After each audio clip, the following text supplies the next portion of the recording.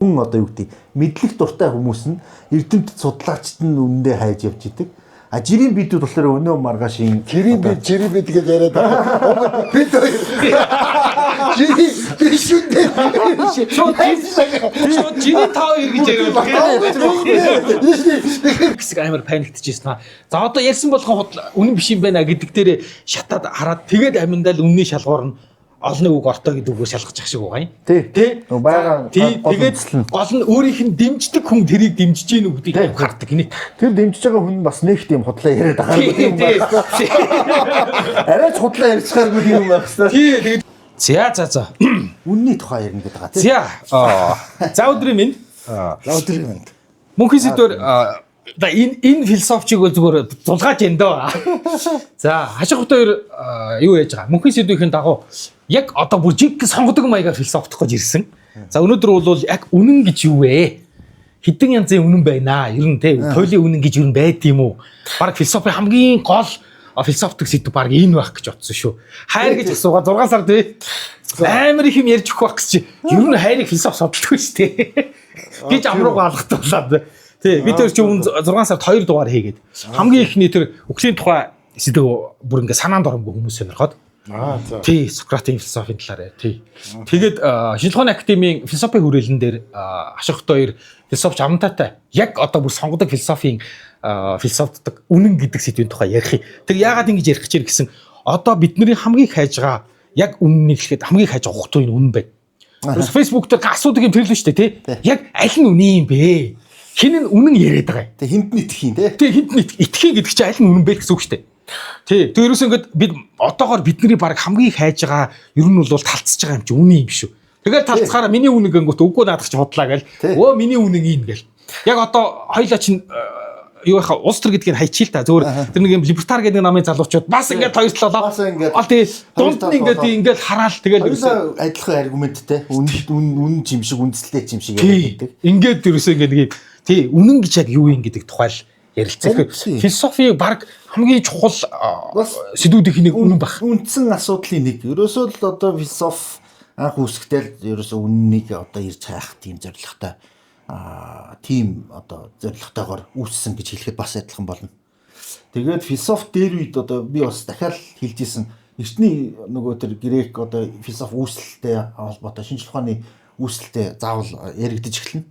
Анх нөгөө энэ шинжлэх ухаан математик энэ философи энэ төр ер нь бол зэрэг үүсэж байгаа байхгүй эртний грект. Тэгээд тэр тухайн үед бол баг ер нь одоо философч хүн гэдэг бол адилхан л шинжлэх ухааны эрдэмтэн хүн л гэсэн үг. Одоо байгаль судалдаг.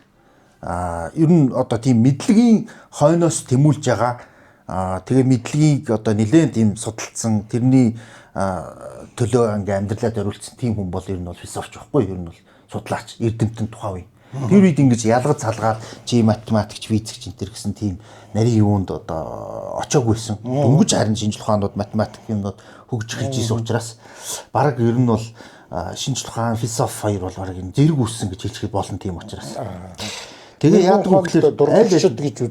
Тийм мэрэгэн ухаан дурлаг мэрэгэн ухаан гэдэг чинь өөрөө л одоо энэ ертөнцийг танин мэдэх бүх үннийг олж мэдэх те одоо тэр туйлын үннийг олж мэдэх тийм зорилготой л мэрэгэн ухаантай болох гэдэг байгаа шүү дээ. Ер нь зорилго нь бол туйлын зорилго.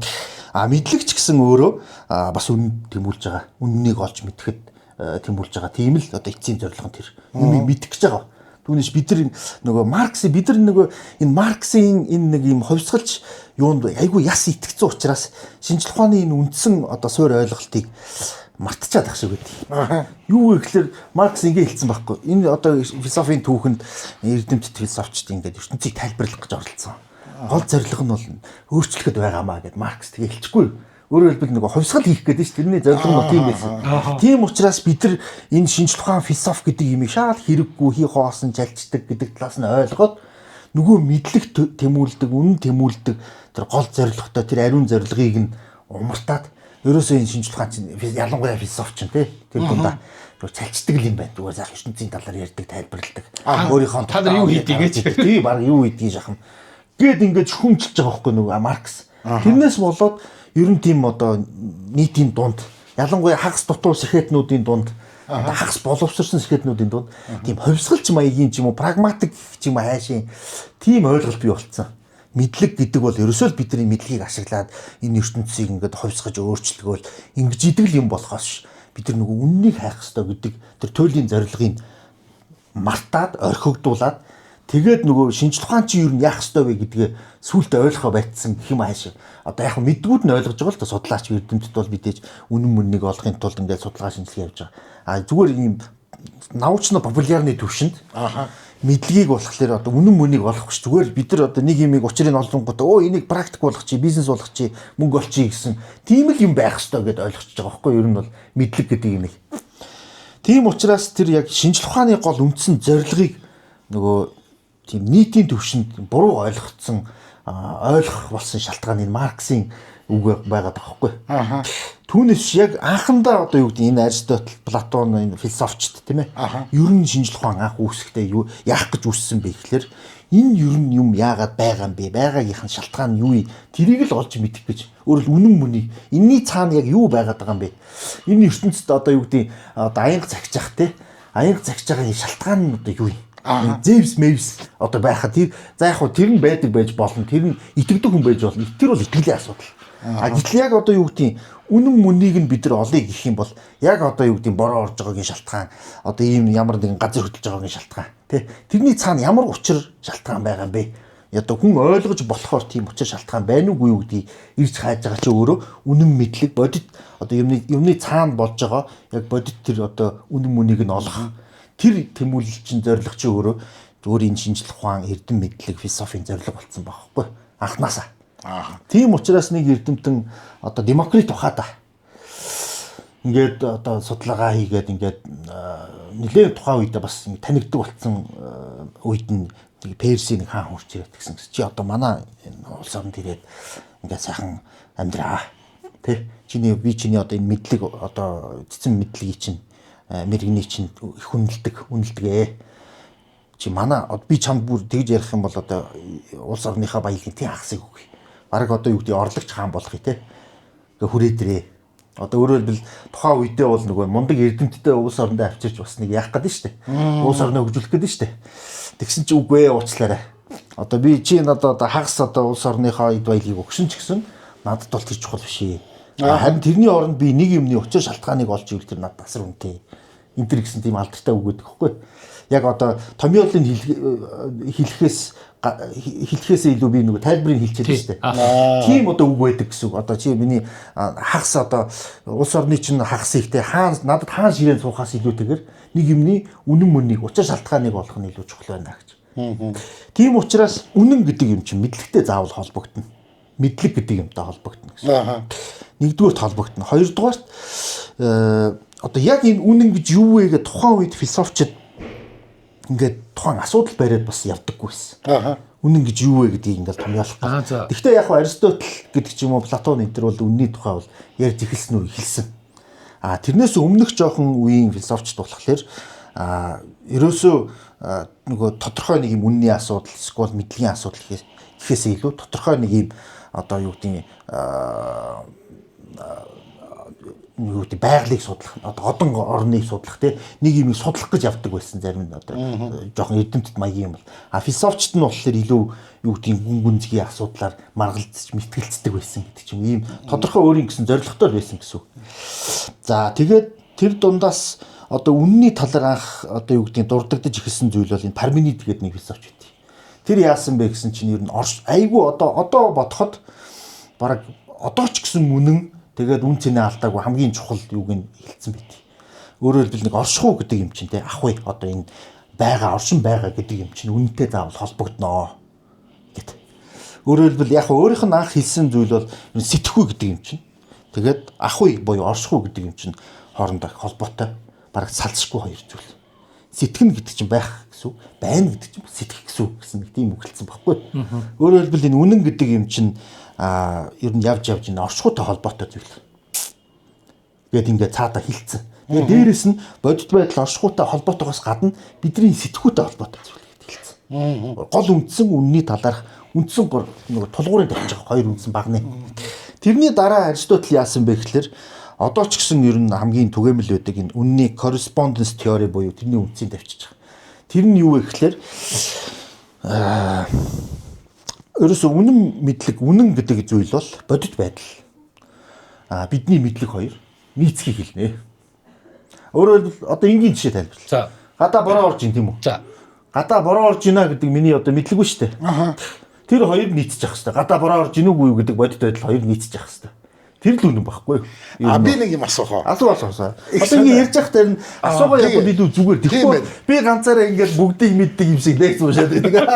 Ер нь философчд юу гэдэг юу асуулт тавьж сурахыг л философи ерөөсөө л зөв асуулт. Тийм ээ, зөв асуулт тавих л ухаан гэдэг байгаа үстэй. Тийм учраас таныг бас философи гэдэг шүү дээ. Тэр нэг юм сонин юм юу харьцуулалт уншсан. За. Монголд ирсэн хоёр хүн байж гинэ гэж зөвхөн жишээ шүү. Нэг нь хойд Туулаас ирсэн. Нэг нь Африкаас ирсэн хоёр. Тэгээ нэгнээс нь асууж штэ ямар байна гэдгсэн чинь сайхан дулаахан өстэй үнэхээр өстэй сайхан байна гэдэг. Дулаахан гэж хэлсэн тэр хүн. За ёо. Дулаахан байсан, сайхан байсан. Африкаас ирсэн чи амар хүүтэн байсан гэх. Тэгээ нэг нь дулаахан, нэг нь хүүтэн гэдээ хоёулаа ярьсан. Гэтэ аль нь худлаа яриаггүй штэ. Тэгэхээр Туулийн үнэн одоо яг энэ дунд нь одоо яг тэрний энэ хоёрын тэгвэл аль нь худлаа хэлээд байгаа юм болно шүү дээ. Тэр хоёр хоёулаа өөр худлаа байх хэвээр. Хоёулаа өөр газар очсон байгаа. Тийм ээ. Тэгээ ингээд асуухаар Улаанбаатар амар дулаахан байсан гэдэг. Нөгөөдг нь амар хүүтэн байсан гэдэг Москвад очсон хойно тэн Москвагийн нөхөрд ярих юм шүү дээ. Тэгэхээр нөгөөдг нь бод энэ хоёрын аль нэг нь худлаа байсан. Яг гэх юм бол нэг нь хүүтэн гэсэн нэг нь Дулаахан гэсэн. Дулаахан гэсэн. Тэгвэл хоёулаа үнэ ярьсан. Хоёулаа үнэ тий. Одоо саяны миний тайлбарлсан одоо тэр онлоор бол хоёулаа зөв. Ягаад гэвэл тухайн хүнд хүүтэн санагдсан уу? Санагдсан. Үнэхээр тийм мэдрэмж төрсөн. Тийм учраас тэр хүнд хүүтэн санагдаж байгаа шүү дээ. Нөгөө хүн ч гэсэн одоо илүү хүүтэн газараас ирсэн учраас Улаанбаатар ямар халуун санагдсан. Ягаад гэвэл халуун мэдрэмж төрсөн. Тэр нь өөрт нь бодиттой байсан. Тэгээд тэр бодиттой байдал нь өөрийнх нь мэдрэмжтэй одоо нийцээд өөрт нь ч гэсэн одоо халуун санагдсан гэдэг тэр одоо мэдлэг. Тэр хоёулаа үнэ. Тэгэхээр 3 дахь тэр дүгнэлт хийж байгаа хүн одоо дүгнэлт хийж байгаа хүн харин энэ үнийг яг ухаж бодож чаддаг хүн бол яг зөв хүн гэж би хэлэх гээд байна л да. Яг тэр үнийг та нар бодох ёстой юу? Ер нь сая ухаж бодох гээд шүү дээ. Яагаад энэ халуун гэж хэлв? Энэ хүн яагаад хүүтэн гэж хэлв гэдгийг яагаад гэж ядахта худлаа тийм ээ хэлсэн гэж хэлхээс өмнө бодох нь шүү дээ. Энэ хүн яагаад яг нэг зүйлийн тухай хоёр өөр яриад байна. Хоёр өөр үнэн яриад байна гэдэг тухай. Тэгэхээр харин үнэн гэдэг юм чинь бидний хувьд болохоор айгуу тийм нөгөө нэг хүн үннийг айгуу тийм хялбар болгож ойлгох гэж оролддог. Гэтэл яг үнэн бодит байдал дээр их нарийн зүйл байгаа байхгүй. Тийм үү. Тэр үнийг олж тогтоож мэднэ гэдэг бол нэгдүгээрт айгуу одоо нарийн зүйл. Хоёрдугаарт их complicated гэх юм ааш юу гэх юм те. Тийм зүйл. Тийм учраас нөгөө үнэн гэдэг юмыг бид нар илүү хялбар гэж ойлгодог учраас буруу тийм хүлээлт бий болчдөг гэсэн үг. Яс юмн дээр яг одоо яг уу та альтерун жоохон үсэрсэн л те. Одоо хоёр янзын ингээд мэдрэмж байна. Энэний үнэн нь юу вэ гэдэг те. Ер нь одоо саяны одоо ер нь үнний тодорхойлолтоос гадна үнэн бас янз бүр байна. Англи нь философитер бас байна. Хайцангуй үнэн гэж байна. Туйлын үнэн гэж байна. Субъектив үнэн гэж байна. Объектив үнэн гэж байна. Тэрийгээ бас ялгаж мэдэх хэрэгтэй гэсэн үг. Ямар үнний тухай ярьж байна вэ гэдэг бас мэдэхгүй бол адилхан тэрийг нь хоёулын үнэн гэж хэлж болж байгаа нэг талаасаа. Нөгөө талаасаа хоёулаа худлаа гэж хэлж бас болж байгаа. Одоо ямар өнцгөөс харж ийж тэрийг үнэн гэж хэлэх үү гэдгээс шалтгаалж ийн гэсэн үг. Тийм учраас жишээ нь сая одоо Улаанбаатар бол нэг штэ. Нэг. Хоёр Улаанбаатар байхгүй. Гэтэл нэгнийх нь хувьд хүйтэн байна, нөгөөхийнх нь хувьд халуун дулаахан байна. Гэтэл хоёулаа худлаа яриаггүй. Хоёулынхийнх нь хувьд үнэхээр тийм байсан уу байсан. Тэгэхээр хинийхээ хувьд үнэн бэ гэдэг нь бас тухайн хүний нөгөө байр сууриас шалтгаалж байна. Тэрийг нь юу гэж хэлж ийн гэхлээр харьцангуй үнэн гэж байгаа. Өөрөөр тухайн хүний үүднээс тэр хүний хувьд үнэн байсан болохоос биш өөр хүний хувьд өөр үнэн наашгүй тайлбараа. Тийм учраас үнэн гэдэг юм чинь бас харьцангуй байж болно. Тийм бай. Тэгээ тэр харьцангуй байдлыг нь далилдуулаад би буцаад таны яриаг шууд буцаад нөгөө философийн түүх рүү оруулж ирэх гэж байна. Тэр эртний грекэд софистууд гэдэг нэг амар гарууд байсан. Тэд нар өстой жинхэнэ үнэн гэдэг юм чинь харьцангуй байсан. Харьцангуй юм аа. Чи одоо аливаа нэг юмны үнэн бол үннийх нь шалгуур, худал бол худлынх нь шалгуур. Чи буюу хүн. Тийм учраас ерөөсөө тийм туйлын буюу одоо үнэн гэж бол байхгүй. Тухайн хүний одоо яаж үндэслэж тайлбарлаж байгаагаас эсвэл яаж харж байгаагаас ямар нөхцөл байгаагаас шалтгаалаад тэр бол үнэн гэдэг тийм одоо байр суурьтай байсан байхгүй. Тэгээ тэр нь яг одоо дараа нь сүулт нөгөө нэг Сократ, Платон гэдэг нөхдүүд айгуу тийм одоо хөшүүрэг болсон нөгөө бодож сэтгэхэд философтоход. Яг гэвэл үнэн гэдэг чинь бас харьцангуй байж болд юм байна. Ерөөсөө аль нь үнэн одоо ийм олон үнэн байгаад тахлаар аль нь үнэн юм бэ гэдэг асуудал гарч байна. Яг үнэхээр үнэн юм бэ гэдэг. Тэгэхээр эндээс хоёр зүйл гарч ирж байгаа. Нэгдүгээрт үнэн харьцангуй байж болох юм байна. Өөрөлд хинээс тухайн хүнээсээ шалтгаалаад харж байгаа хандж байгаа хүнээс томьёолж байгаа хүнээсээ шалтгаалаад үнэн бол харьцангуй байж болох юм байна. Тэр хүндээ үнэн нь үнэн. Өөр хүний хувьд бас өөр нэг үнэн байж болох юм байна. Гэтэл үнэн ийм олон байж бас болохгүй байгаа. Яг гэвэл Улаанбаатар жишээ нь одоо саяны жишээн дээр ярих юм бол Улаанбаатар ганц шүү дээ. Тэгээ олон янзын Улаанбаатар байж болохгүй байгаа байхгүй.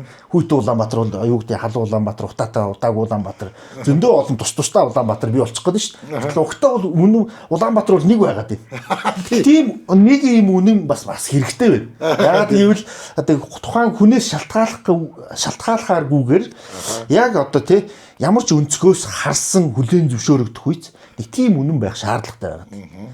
Тэр нь болохоор одоо философийн нэр томьёонд хэлдгээр бол туйлын үнэн гэж ярьж байгаа. Өөрөөр хэлбэл тухайн хүнээс шалтгаалахгүйгээр үргэлж цаг хугацааны хувьд ч ямар ч нөхцөлд байсан, хизээч байсан үнэн байдаг тийм одоо мэдлэг бол туйлын үнэн. Жишээ нь юу гэдэг гэрлийн урд.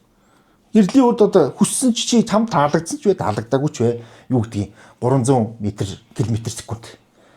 Урд нь ч тийм байсан одоо ч тийм. Тэгэхээр туйлын үнэн гэдэг бол тэр цаг хугацаа, орон зай, тухайн хувь хүний нөгөө нэг харж байгаа хандлагаас үл шалтгаалсан тийм бас объектив мэдлэг байна. Шинжлэх ухааны мэдлэг буюу одоо юуны философийн мэдлэг бол энэ үнэн рүү л тэмүүлэх гэдэг. Өөрөөр хэлбэл тэр софистууд энэ шинжлэх ухаан философи үүсгэхэд тийм айгуу чухал нөлөө үзүүлсэн гэсэн. Эсрэг нөлөө үзүүлсэн. Ингээ янз бүрийн харьцангуй үнэн байгаад тахлаар айгуу замбрааг болчиход. Ягаад гэвэл худал гэдэг юм олон янз байдаг байхгүй.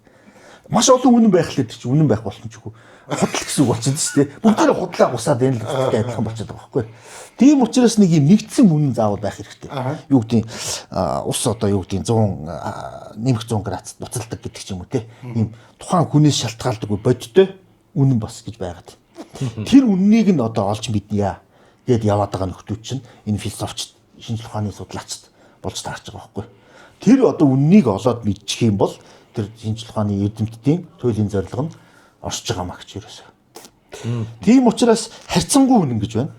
Туйлын үнэн гэж байна. Тухайн хүний шалтгаан. Дээрэс нь субъектив үнэн гэдэг нь яг жоохон өөр өнцгөр тайлбарлаж байгаа. Субъектив гэдэг нь тухайн хүнээс харж байгаа өнцгөөс үнэн байж болох тийм үннийг хэлж. Объектив гэдэг нь хүнээс үл шалтгааллахгүйгээр аль нэгэн хүнээс үл шалтгааллахгүйгээр үнэн байж болох тийм мэдлэг хэлж. Наадга жишээн дээр ярьдаа тайлбарлаж ярьдаа. Тийм жишээн дээр ихлээр миний хувьд одоо сая одоо субъектив тэр харьцангуй үнэтэйгээ адилхан гэсэн субъектив. Надад л үнэн баггүй. Надад одоо энэ өрөө халуун байх юм бол тэр үнэн. Яг л надад үнэхээр мэдгэж байгаа учраас. Тийм учраас энэ өрөө халуун уу гэх юм бол би халуун гэж хэлнэ. Тэр л миний хувьд үнэн баггүй. Гэхдээ хүн болгоно заавал үнэн байх албагүй гэсэн үг. Тэр чин тэр хүндээ үнэн болохоос биш бусад хүнд бас үнэн байх албагүй л гэсэн үг. Субъектив үнэн. Объектив гэдэг нь надад халуун, танд хүйтэн байж, танд бүлээхэн байж бол тэрнээс үл шалтгаалаад өөрөө хас юу гэдэг нэмэх 20 градус. Тэр чин бидний байгаа мэдэрч байгаа мэдрэмж, хандж байгаа хандлага, сэтгэл санаа, бие махбодын тэр төлөв байдлаас үл шалтгаалаад нэмэх 20 градус л байхгүй. Ялгаа байхгүй. Тэрийг хүссэн ч хүсээгүй ч угаасаа өөрөө 20 градус 20 градус. Чиний хүслээ шалтгааллахгүй тэр үнэн бол тий. Тэрийг бол объектив үнэн гэж хэлж байгаа. Объектив үнэн. Жохон ялгаатай тий. Зүгээр арай нэг өөр нөгөө хэллэгээр тайлбарлаж байгаа нь болохоор тэр харьцангуй туйлын гэдэг юм тэр.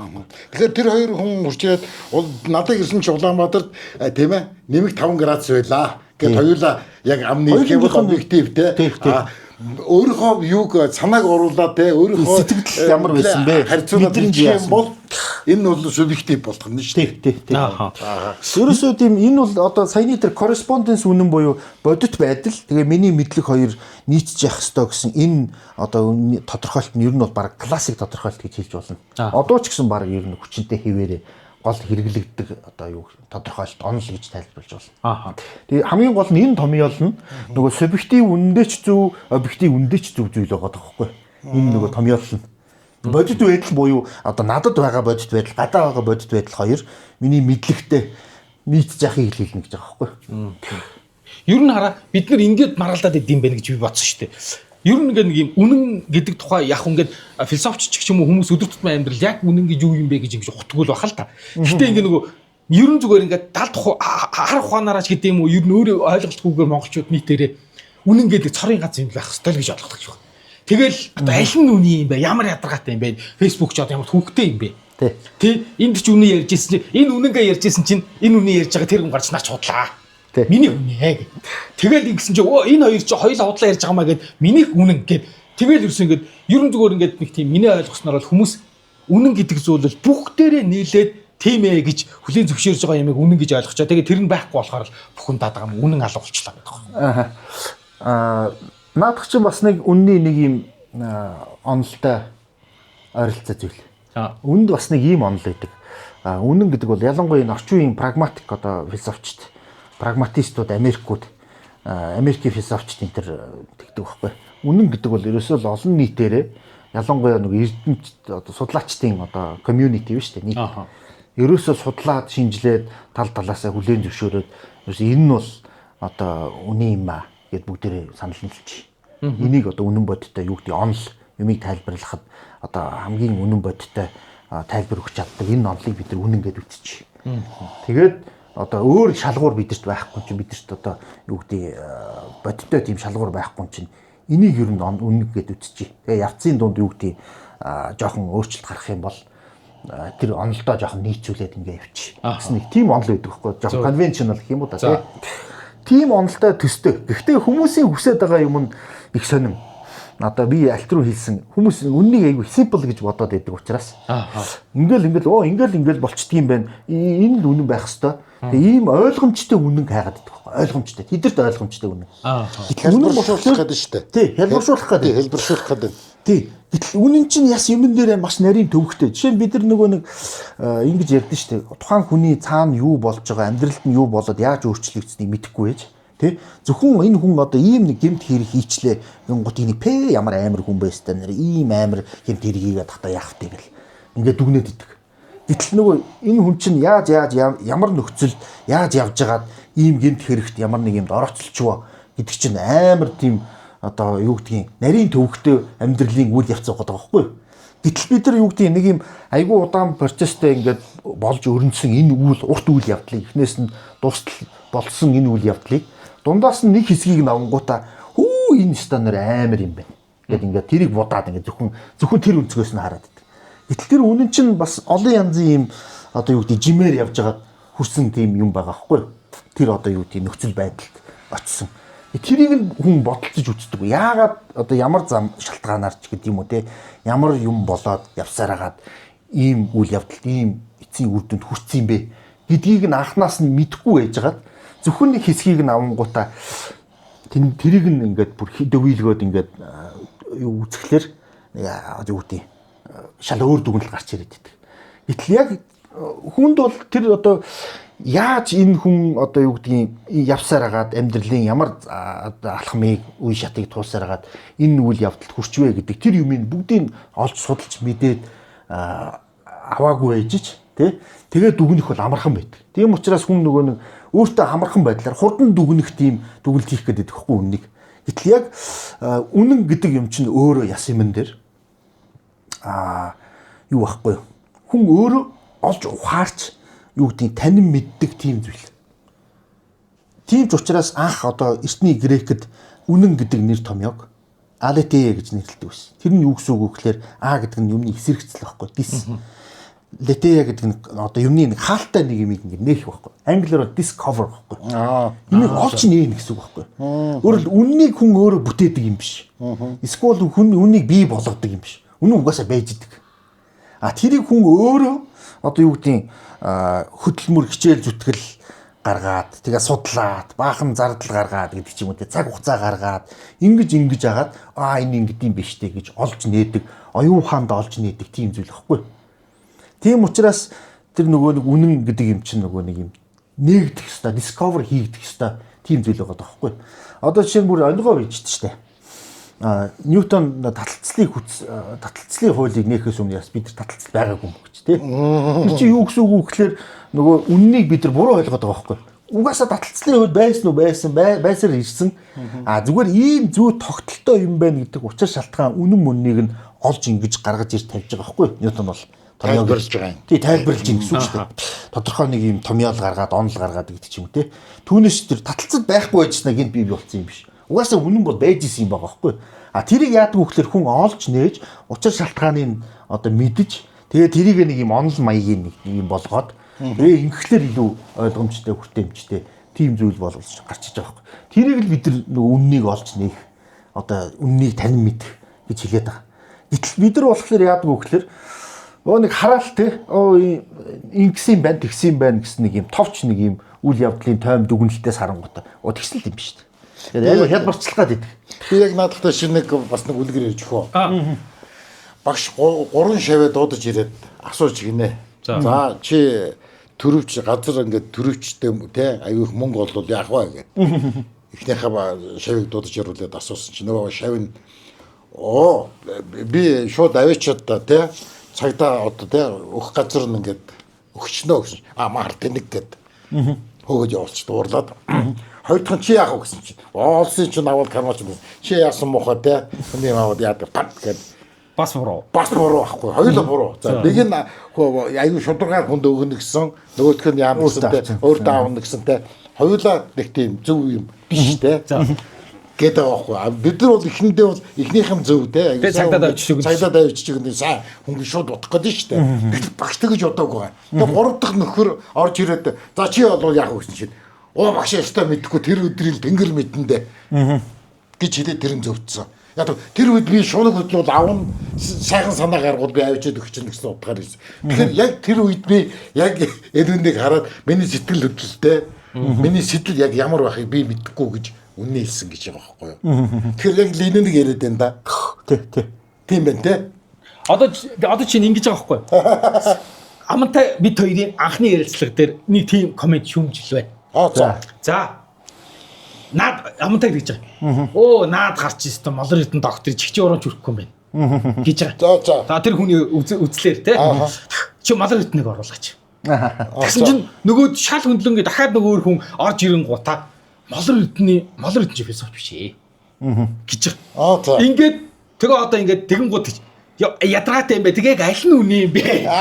Аль нь мундаг юм бэ? Наад нэг халзан нөхөр чинь үний юм уу? Тэгээ одоо шилхооны академид суугаад философи яриад байгаа хүнийх нь үний юм уу? Эсвэл тэр молор эрдэнэ үний юм уу? Тий. Тэгэн гут ингээд 3 4 хүн орж ирэн гутаа.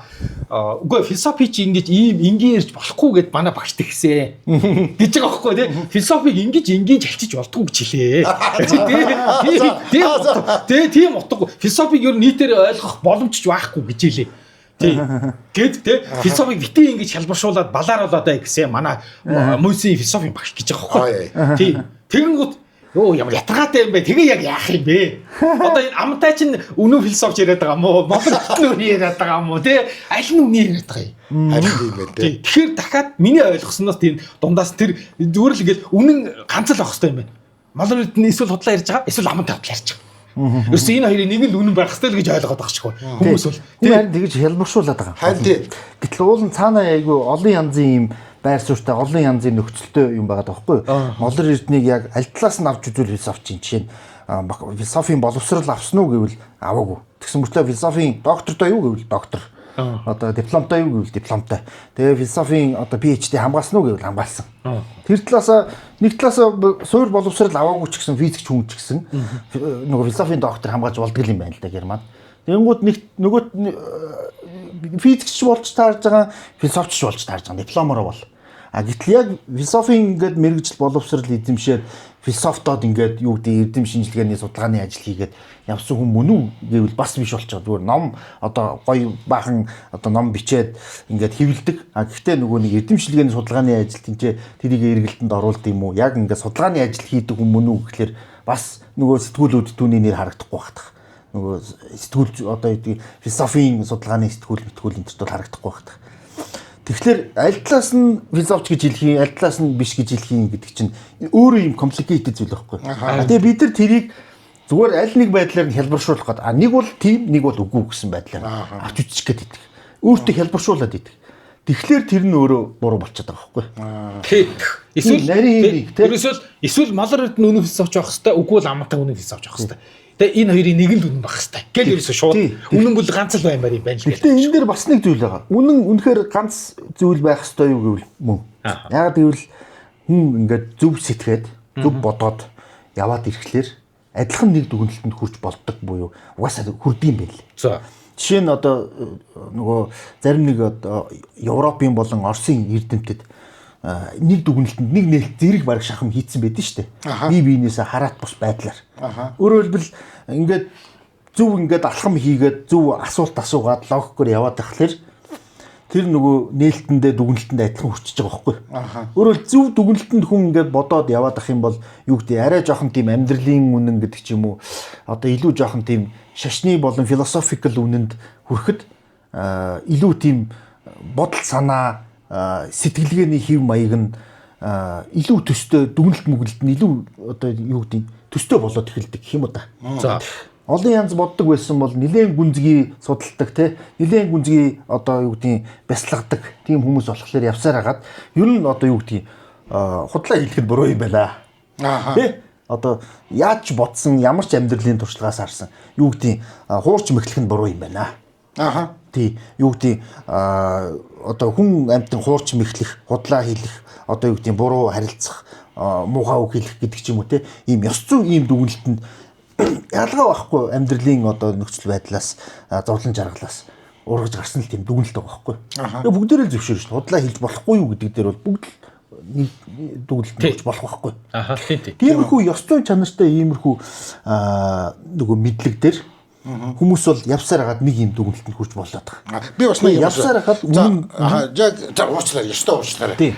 Юу энэ хэсгийг хасчаа. Хүнийг яриаг тасалж байгаа юм шиг юм уу юм хичлээ. Юу одоо ингээд нэг юу худлаа ярихыг одоо ингээд бүгд те эн чинь муу гэдэг ингээд бүгдээр хүлээн зөвшөөрчлөө гэж ярьж ш та хоёр те. Тэгэхэд бол миний хувьд үгүй байгаа даа байхгүй юу? Те воблаг худлаа ярьж болно гэж би бол үзээд байгаа байхгүй. Зөвийн тулд те одоо нэг юмны тулд сайн юмны тулд худлаа ярьж болдог хүн бас алж болно нэрээ. Зөв юмны тулд. Яг бол илүү муу муухай юм хийхгүй тулд энийг зогсоох шүү дээ. Ямар нэгэн байдлаар. Яг л илүү том амар юм хийх гэдэг шүү дээ. Одоо би өнөө хэлээ гэдэг. Одоо дэлхийн 2 дугаар дайны үед байж байгаа юм хэлчихээ алхам зөв бодоо явж байгаа байхгүй. Тий. Яа ийм юм дээр хасахгүй бас тийм. Тэр баг би бараг хүн алхам зөв болох гэдэг. Йоо харди. Тэгэхээр нөгөө нэг юу байгаа үстэй. Одоо нэг би бодлоо л да. Нэг еврей бүлтгэсэн нэг хөргөө тэ надад нуугаач гэл гэрд ороод нуугадаг бол нэг германаар нуугц энэ дор байгаа гэдэг үндэ ихэд шүү дээ. Түүний хатгийн дуулах байхгүй юу? Бас нэг бодлоо тий. Нөгөө талаас одоо хүний аим аваад байгаа байхгүй юу? Хууль зөрчиж болохгүй буруу мэдээлэл өгч болохгүй байгаад гэдэг нэг талаасаа. Тий. Тэр тийм янз бүрийн харьцангуй тийм харьцангуй янз бүрийн онлоосоо тэр чинь бас шалтгаалж байгаа.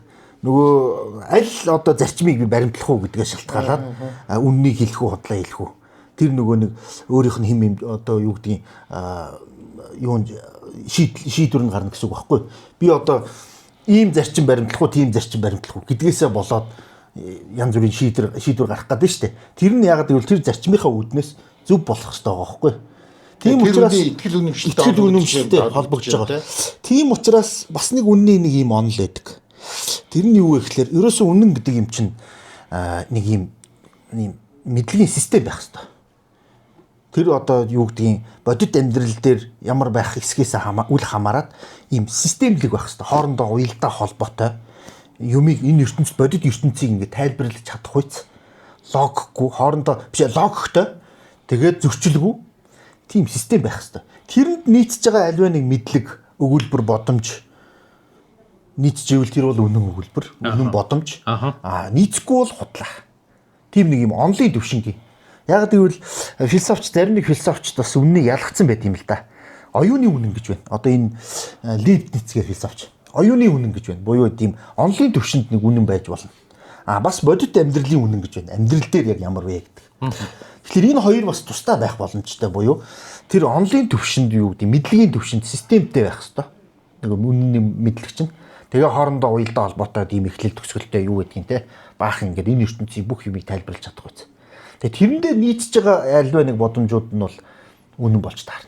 Заавал бодит байдал гэхээс илүүтэйгээр тэр онол дээр систем дээрээ тулгуурлаж штэ. Бодит байдлын үнэн гэдэг нь болохоор ёстой жинхэнэ нөгөө нэг тэр онол молч хамаагүй. Энд чи яг үнэхээр одоо юу гэдэг хар хүн байна уу байна. Тийм учраас бүх хүн бол цагаан байх албагүй юм байна. Бонтоор нотлогчлоо гэдэг ч юм уу те. Тиймэрхүү одоо бодит байдлын юунууд байна. Үннүүд байна. Тийм учраас шинэ үе гэдэг нь одоо 14-5 дугаар зуунаас эхлээд баг одоо 20 дугаар зуун хүртэлх 19 дугаар зуун хүртэлхийн шинэ үеийн философч гэж байгаа. Тэр нэг Декарт, Лейбниц одоо юу муу байдیں۔ Тэ.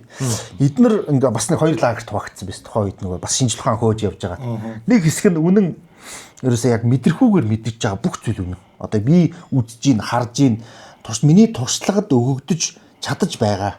Үнэхээр туршлагаар одоо батлагдаад үнэхээр би харахад, үнэхээр би үзэхэд, сонсоход, мэдрэхэд тэр зүйл үнэхээр одоо байж таарад эсвэл байгаа нь нотлогдож байх юм бол тэр бол үнэн.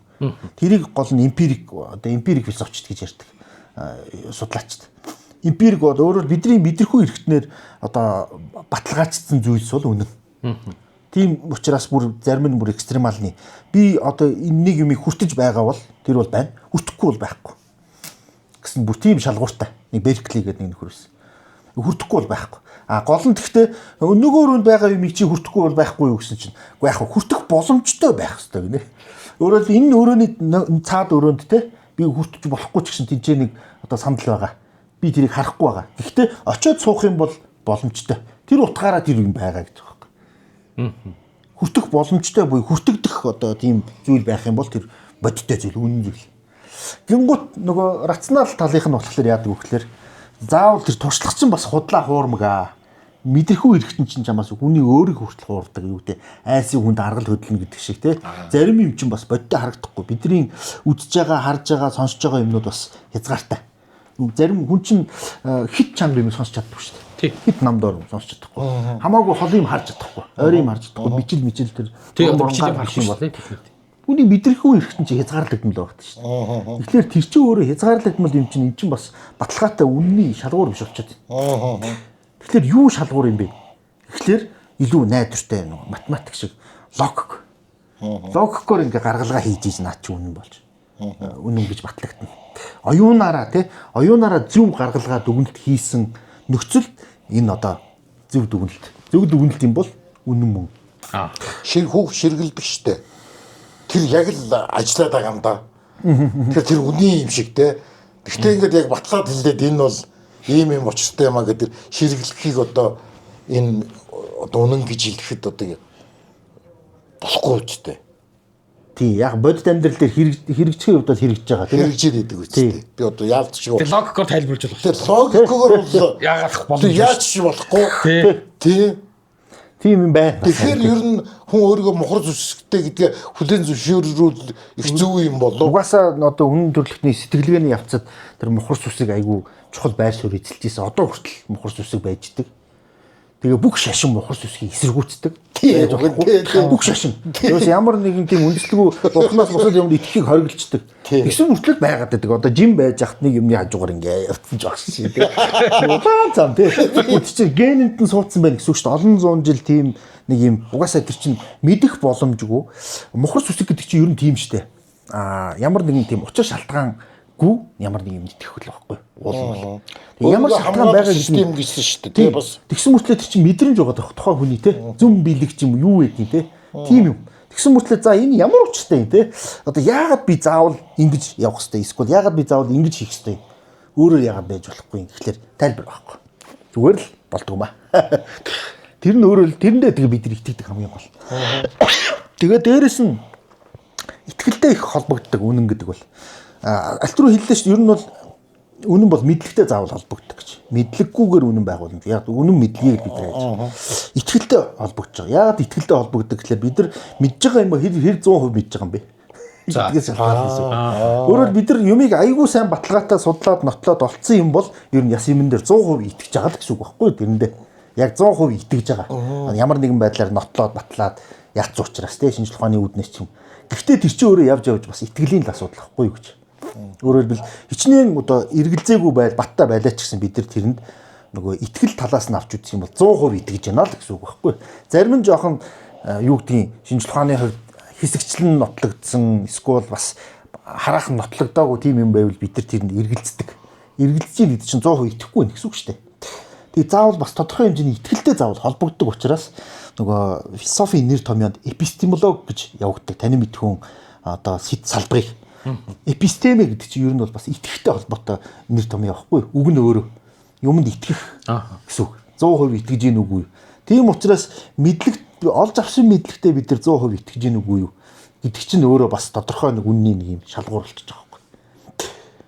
Юуны тэр за одоо үнэн гэдэг үгтэй холбоотойгоор хайхаар Монгол дээр бол үхэх төрх нь үнэн гэдэг л нэг юм санаа ойлголт байна. Тий. Үг байна. Хилц үг юм уу, зүүр үг юм уу, тий?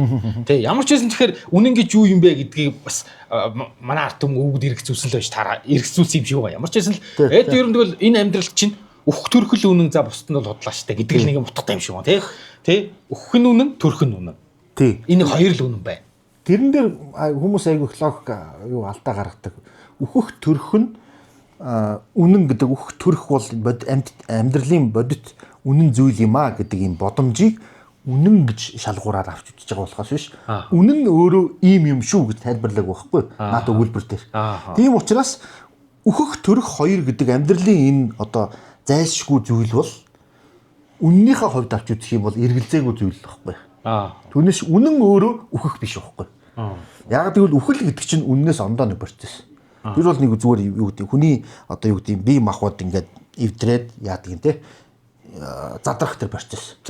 Үнэн гэдэг юм бол тэр хүн танин мэдж ойлгодог ухаардаг тийм зүйл байхгүй. Тэгэхээр энэ ч нэг логикийн жоох алдаа гарч. За. Өөрөөр хэлбэл энэ ч хоёр өгүүлбэр явж байгаа байхгүй. Үхэх төрх үнэн гэдэг чинь үнний тухай яригадаад байгаа юм биш ээ. Харин үхэх төрх гэдэг энэ процесс чинь өөрөө үнэн мөнийхөө үүднээс авч үзэх юм бол эргэлзээ байхгүй, худлаа биш зүйлээ гэж хэлж байгаа болохоос биш. Үнэн гэдэг чинь үхэл юм аа гэсэн үг бас биш байхгүй тэр чинь. Шууд тэгж хэлж байгаа санаа бас биш. Нөгөө логик талаас нь энэ өгүүлбэрийг задлж үзэх юм бол. Тий. Жохон одоо юу гэдгийг сайн тунгааж ямар ч эрүүл хүн бодоод үзэхэ те. Түүнээс үнний тухай ярихлаар заавал юу тухай үхэх одоо сэх тухай яригдах зүйл тийм одоо албатай биш. Үнэн гэдэг юм чинь одоо саяны бидний альтрууны ярьсан тэр мэдлэг үнэн бодит байдал те бидний мэдлэг бодит байдал хоёртой яаж зохицож байгаа. Тийм зүйл яригдах хэвээр. Өөрөлд үнэн гэдэг байгаа юм чинь одоо универсал утгаараа нэг тийм нөгөө танин мэдэж олж ухаарах хэвээр тийм зүйл болохоос биш. Үхлийн тухай яриад ивэл үнний тухай ярьж гин гэсэн үг бас биш болчиход байгаа байхгүй. Үнэн гэдгийг бодит байдлаар одоо юу гэдэг бодит байдлыг үнэнтэй ингээд бид нар андуураад идэм эсвэл бодит байдлыг үнэн гэж ойлгоод идэг юм. Харин тийм бодит байдал гэдэг юм чинь нэг юм тустай юм байна тийм үү? Тий. Тэр одоо бодит байдал чинь өөрөө байгаа байдлаараа үнэн баггүй. Тэгээд тэр байгаа байдлыг нь бид нар ингээд ямар нэгэн байдлаар одоо бидний мэдлэг болгож штэ. Одоо хүн үхсэн байна гэсэн нэг юм бодомж байна. Бидний хэлж чинь те. Энэ хүн үхчихжээ гэдэг ярьж байгаа юм чинь тэнцээ одоо бэлэн одоо үхсэн хүний бий байж байгаа шүү дээ. Тэгээд тэрнтэй тэрийг хараад бид нар ингээд энэ хүн үхсэн байна гэсэн нэг юм мэдлэг олж авч байгаа. Тэр чинь өөрөө энэ хоёр чинь нийцэхлээрээ тэр нэг үнэн гэдгийг би чинь бий болгоод байгаа байхгүй. Бодит байдал нь болохоор тийж угаас үхсэн байгаа байдал. Тэр бол одоо юу гэдэг угаасаа бид нар хараад мэдээд ингээд эргэлзээ байхгүй байж тийм үү. Тэгэхээр энэ хоёр өөр энэ бидний мэдлэг энэ бодит байдал хоёрыг чинь нийцж байгаа байдлыг чинь л үнэн гэж хэлээд байгаа байхгүй. Тэгээд тэр үнэн нь өөрөө тухайн бодит ертөнцийн талаарх бидний мэдлэг болж тараад байгаа байхгүй. Тэгвэл яг наанаас чи ингээ хөөвөл одоо бид нар хамгийн их асуудаг Facebook дээр байгаа энэ улс оронтой холбоотой янз бүрийн асуултууд байна шүү дээ. Аль нь үний юм бэ? Бодит байдлыг бид нар мэдэхгүй байгаа шүү дээ. Тий. Тэ? За одоо ингээд элбэг дээр жич нэг хэсэг нь өстө нэг хүүхд чанаад ичдэг тэ ингээд амар нөхөр гайл тэ. Алах хэрэгтэй нэт. Нэг хэсэг нь өө эн чинь одоо юу гэдэг тэ энэ хүн чинь сайн хүн. Нэг хэсэг нь муу хүн адаг энэ авш. Тий. Тэнгууд яг үүндээ би бүр элбэг дээр жигдэх дуулцч үзээгүй. Бодит байдлаараа шүүгэл. Тий. Тэгэхээр тэр үнэн нөгөө бодит байдлыг бид нар ямар нэгэн байдлаар олж мэдэх бидэрт ямар нэгэн одоо нөөц боломж хязгаарлагдмал байгаа байхгүй. Яг элбэг дөрж гэдэг хүн чинь ямар хүн хаана юу хийж явж исэн тухайн үед юу болж исэн тэр бүх мэдлэг бидэрт байхгүй учраас тэр үнэн мэдлэгийг авах угаасаа хязгаарлагдмал. Тийм нөхцөлд юу хөгжиж эхэлж ийм гэхэлэр ургуулсан бодох чадвар хөгжиж эхэлж байгаа байхгүй. Угаасаа мэдхгүй юм чинь тэгсэн байж магадгүй тэгсэн байх л да. Тэгсэн гинлээ. Тэ юм гин гэд ингээд нөгөө төсөөл нөгөө бодит байдлыг мэдж чадахгүй юм чинь бодоод гаргалгаа хийж чадахгүй байгаа юм чинь төсөөлөл ажиллаж хийж байгаа. Хүний угаасаа төрөлхийн бас нэг чадвар нь бодож чадахгүй, боломж байхгүй, мэдэж чадахгүй бол яах юм? Энэ тэгсэн байж магадгүй гэж шууд төсөөлөд эхэлнэ шүү дээ. Тэгэхээр хүний төсөөлч угаасаа тийм төрөлхийн шин чанартай. Боломжгүй бол шууд төсөөлөд ургуулсан бодоод эхэлнэ. Жишээ нь юу гэдэг автобусны нааталт ингээд автобус харагдангууд хаалга нааталт харагдахгүй яаж ч утсан хүн цааталтал байгаа гэж бодно шүү дээ угаасаа. Тэр чинь автоматически юм бий болж байгаа бодол واخгүй. Тэр шиг юмыг заавал ургуулна. Ингээд шууд хагас ингээд цээжнээс нь дээш нь нүцгэн байх юм бол хүү шав шал дүүн явж байна. Ингээд шууд бүр өсөөг нөгөө тархич нь өөрөө ургуулад эхэлж байгаа байхгүй. Тэгээ тэрэн дээр нь хүмүүс нөгөө ялангуяа сошиал ертөнцид тэр ургуулсан бодохын айгу нөгөө дөрөөлж хүмүүс төсөөлөл бий болгож үг шийдэж байгаа байхгүй. Тэгсэн гинлээ шүү би баттай хүндэстэндээ сонсоо тий. Энэ тэр худлаа хэлэх ёсгүй эдэр гэж байгаа тий. Тэр худлаа хэлэх хүн биш эдэр. Арай ч энэ хүн тэгж хэлэх ёсгүй эдэр. Энэ арай тэгж худлаа хэлэхгүй хэлэхэргүй хүн тэгж надад хэлсэн баг тий. Тэгэхээр ингэсэн байх гэд нэг юм өгөөш өгөнгүүт ургуулсан бодоо явчих нөгөө хүмүүс чинь. Энэ л хийхээс өөр гарцаагүй. Энэ Эпштейнтэй уулзсан юм чинь нэгэд уулзсан зураг нь байгаа юм чи энэ уулзаад бүр 80 болсон байж магадгүй юу ч болсон байж магадгүй цаана тий хүн барьж идсэн юм уу яасан тамалсан юм уу баг ургуулна шүү дээ чи одоо угаасаа уулзсан ганц зураг нь байхад цаашаа ургуулаа явчих. Тэгэхээр тэр нөгөө ургуулсан бодох чадрыг юм нөгөө юун дээр их ашиглаад байгаа байхгүй сошиал медиа дээр. Дээрсний сошиал медиа дээр бид нар ер нь ингэж анзаард юм байна. Угаасаа ийм үгтэй. За олонний үг ортой гэдэг ба шүү дээ. Энд чинь бидний нэг үнэн гэдэг шалгуурыг энгийн хүмүүс бид нар өөрсдөө үнэн гэдэг шалгуураа юу гэж аминдаа л эргэлзээд байгаа шүү дээ хөрх юм тий. Тий одоо тий ингээ за сайн шалгах сайн тэр шалгах чинь цагдаагаас нь хүртэл тий ингээ нөгөө нэг тий тэгэнгүүт л олноо шуугаад эхлэхээр л олны үг ортой энэ үнэн байхаа гэдэг л нэг өөрсөндөө аминдаа одоо үнэн худлааг шалгах. Бас нэг юм тэр бас одоо өөрөө тэгээд зургатаар ярьж байвал үнэн олон хүмүүс яриад байвал үнэн өөр юу ч үдээ хүмүүс ингэ нэг үнэн гэдэг шалгуураар аминдаа л өөрийгөө шалгаад байгаа царин шүү дээ тий. Тэр сошиал байгаа мэдээллийг өөрөөр хэлбэл одоо тэр үнний бас шалгуурууд байна л да яг бодит байдалтай нийцэж гин нийцэхгүй байна уу яг ийм онолдоо нийцэж гин нийцэхгүй байна уу эрдэмтэд үүнийг зөвшөөрч гин зөвшөөрөхгүй байна уу гэх тий. Тэрэндээ хэрэгжилж болох тэр шалгуурт нь оролцуулж болох нийтийн ухамсарт байдаг ганц шалгуур нь тэр байгаа байхгүй. Хүмүүс олонх нь ер нь тэгж үтсэн учраас ер нь бол энэ бодлаа байх магадлал багтай тий. Үнэн байж магадгүй олны үг ортой. Тэгээд тэр нь ингээ хөвшил болоод үнэмшил болцсон. Гэтэл яг яс юмн дээр ингээд олны үг гэхэд олон түмэн буюу масс бол бүр энэ философийн сэтгэлгээний төвшөнд ч ер нь эрүүл ухаан бодоод үзсний үр дүнд ингээд дүгнээд үзсэн ч массууд хідээч ингээд юмыг гүнзгий үнэн мөнийн учир начрыг олоод ингээд зөв дүгнэлт хідээч гаргаж байгаагүй юм байна. Ер нь түүхийн хугацаанд хамгийн анхны буюу одоо бодит лайв жишээ нь юу вэ гэхээр энэ Сократын шүүхийн хэрэг байхгүй. Сократ зайлвал ингээд философч ингээд захаар тэнээд ингээд хүмүүстэй мэтгэлцээд залуучуудыг ингээд урайландуудаад залуучуудтай мэтгэлцээд тий дандаа одоо ён залуу нөгөө философч гэх юм сонирхож байгаа залуучуудтай тэг хисээ явдаг гэсэн.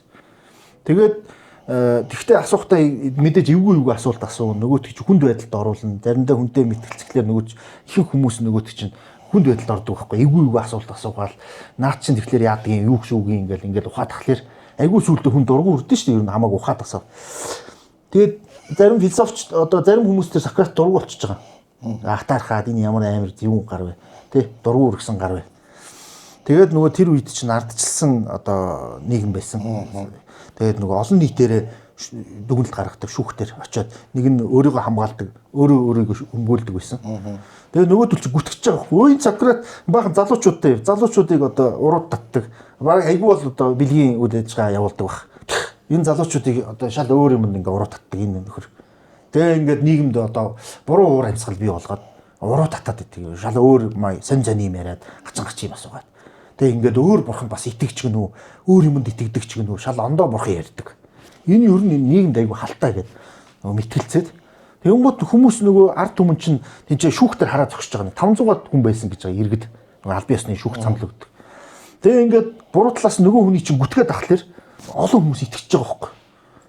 Тэгсэн чинь нөгөө Сократ болохоор гүй би ингээд одоо юу гэдэг үнэн мөнийг хайх гэж хүмүүстэй ингээд философтож битгэлцэж хүмүүсийг ингэж сэрэх гэж одоо соёнгийн хэрлэх гэж явдаг тий. Харин та нар намайг шүйтэх биш. Харин ч бүр магтах ёстой. Бараг надад шагнал өгөх ёстой гэдэг нөгөө ч томорч байгаа байхгүй. Тэгсэн чинь яг эцсийн дүндээ нөгөө санал хурааж байгаа байхгүй. Энэ хүн буруутай юм уу буруугүй гэсэн чинь нөгөө нэг муулсан Сократыг муулсан хүмүүсийн талд хүмүүс аяг их орж байгаа. Олон хороо. Нөгөө үнэмшилтэй гоё харагддаг амар тийм хүмүүсийн нөгөө нэг сэтгэлийн татдаг тийм юмыг нь хэлж байгаа байхгүй. Оо энэ сте залуучуудыг сте нэр уруу татаал сте нэр баг юм бэлгийн дарамтанд оролдог баха энэ төр гэдэг. Тэгэхээр нөгөө тийм юмд аягүй хүмүүс амархан итгэжтэй юм байна л да. Тэгээ нөгөөд гэж яахан Сократыг чинь нийгэмд хортой хүн байна гэдэг аваачаад нөгөө цаазаар авах ялаар шийдэж байгаа байхгүй. Өөрөөр хэлбэл массыг олонхийг ингээд зөв дүгнэлтэнд аваачиж хүргэж ерөөсө болдоггүй нэгдүгээр. Хоёрдугаар массаар нийлчихлээр тэд нэр юмыг ингэж анализ хийж учир начрын тунгаагаад бүгдээрээ массаар нийлж хагаад нэг юмны учрыг олъё гэдэг зохион байгуулалтанд ороод ингэж идэж явдаггүй. Масс бол нэг юм гоё юм өгөөш өгөнгөө тэрэнд нь итгэл нэр тийш тэнчээстэй нэр яа харахгүй ингэдэж шүү дээ тэр гэл юм итгэждэг. Тийм учраас нөгөө масс буюу олонх ингэ шийдвэр гаргахаас илүү нөгөө ухаалаг шийдвэр гаргахаас илүү нөгөө дагдаг. Төмний одоо төрөлдгээд Ортега Гассет тэгээд 20 дугаар зуун бас нэг философч байсан. Орчин үед бол ерөөсөө массын юм давлага төрөлд айгүй их бий болсон. Нэг хүн ам өсөөд ялангуяа өсөөд ирэнгүүт. Тэгээ юмыг айгүй сонин ардчлан нийгэмч гэсэн одоо олонхороо шийднэгээ явдаг. Гэтэл олон хамгийн буруу шийдвэр гаргадаг.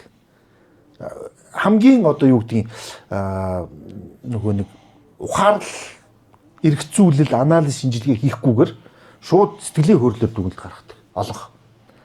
Гэтэл яг жинхэнэ ардчил юу ер нь одоо нөгөө үнэн явсараа ардчил руу орсон. Яг ардчилсан одоо юу чинь юу вэ гэхээр ардчилсан одоо удирдлага гэдэг чинь юу вэ гэхээр за олонх ингэж үтж байгаа юм байна. Ийм дүгнэлт гаргах гэж байгаа юм байна. Цөөх бас ийм дүгнэлт гаргасан байна. Ингэж үтж байгаа юм байна. Яагаад гэвэл энэний үндэслэл нь ийм юм байна. Олонхын үндэслэл нь ийм юм байна. Үндэслэл нь үнэхээр үнэн зөв байна уу, үгүй байна уу гэдгийг нь шалгуур авч үзье. Тэгээд тэр нь үнэнд нийцэж гин үгүй. Сквад бодит байдал илүү зөв болж чадж гин үү тэр үндэслэлүүд нь тийм ээ.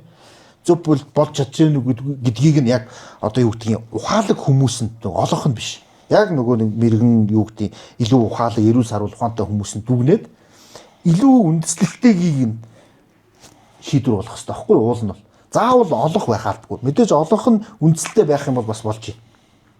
Гэтэл цөөх бас өөр ингэсэн үндэслэлтэй учир шалтгаантай байна.